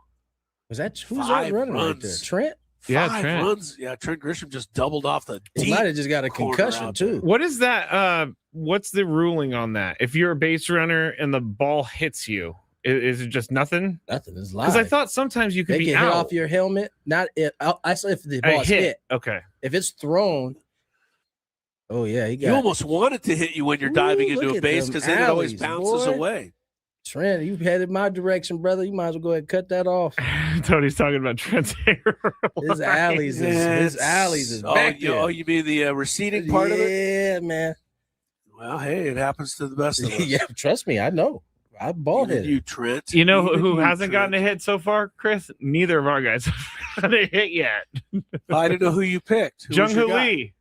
Oh, okay. So we're doing a new game this year. Did you explain it to everybody? Yeah, he explained it to me. Yeah, explain to everybody a little bit. Maybe, real quick, maybe Logan Webb should have took it to the house early too. WBC. Oh man, Tony's right about this. Wasn't you just talking about I was. Maybe Logan Webb's a little tired from the WBC. You better hope this doesn't be this. This is the results are the same for Tariq tomorrow. I said earlier, Chris. I was like, well, maybe Tarek Skubal should have went through with the World Baseball Classic because he's not warmed up, he's not stretched out. Mm-hmm. And look what happened to Logan Webb. Gets 5 runs put up. I wonder how many games last year Logan Webb gave up 5 runs. I bet you no more than 1. I was about to say 1 or 2. Let me go look and see.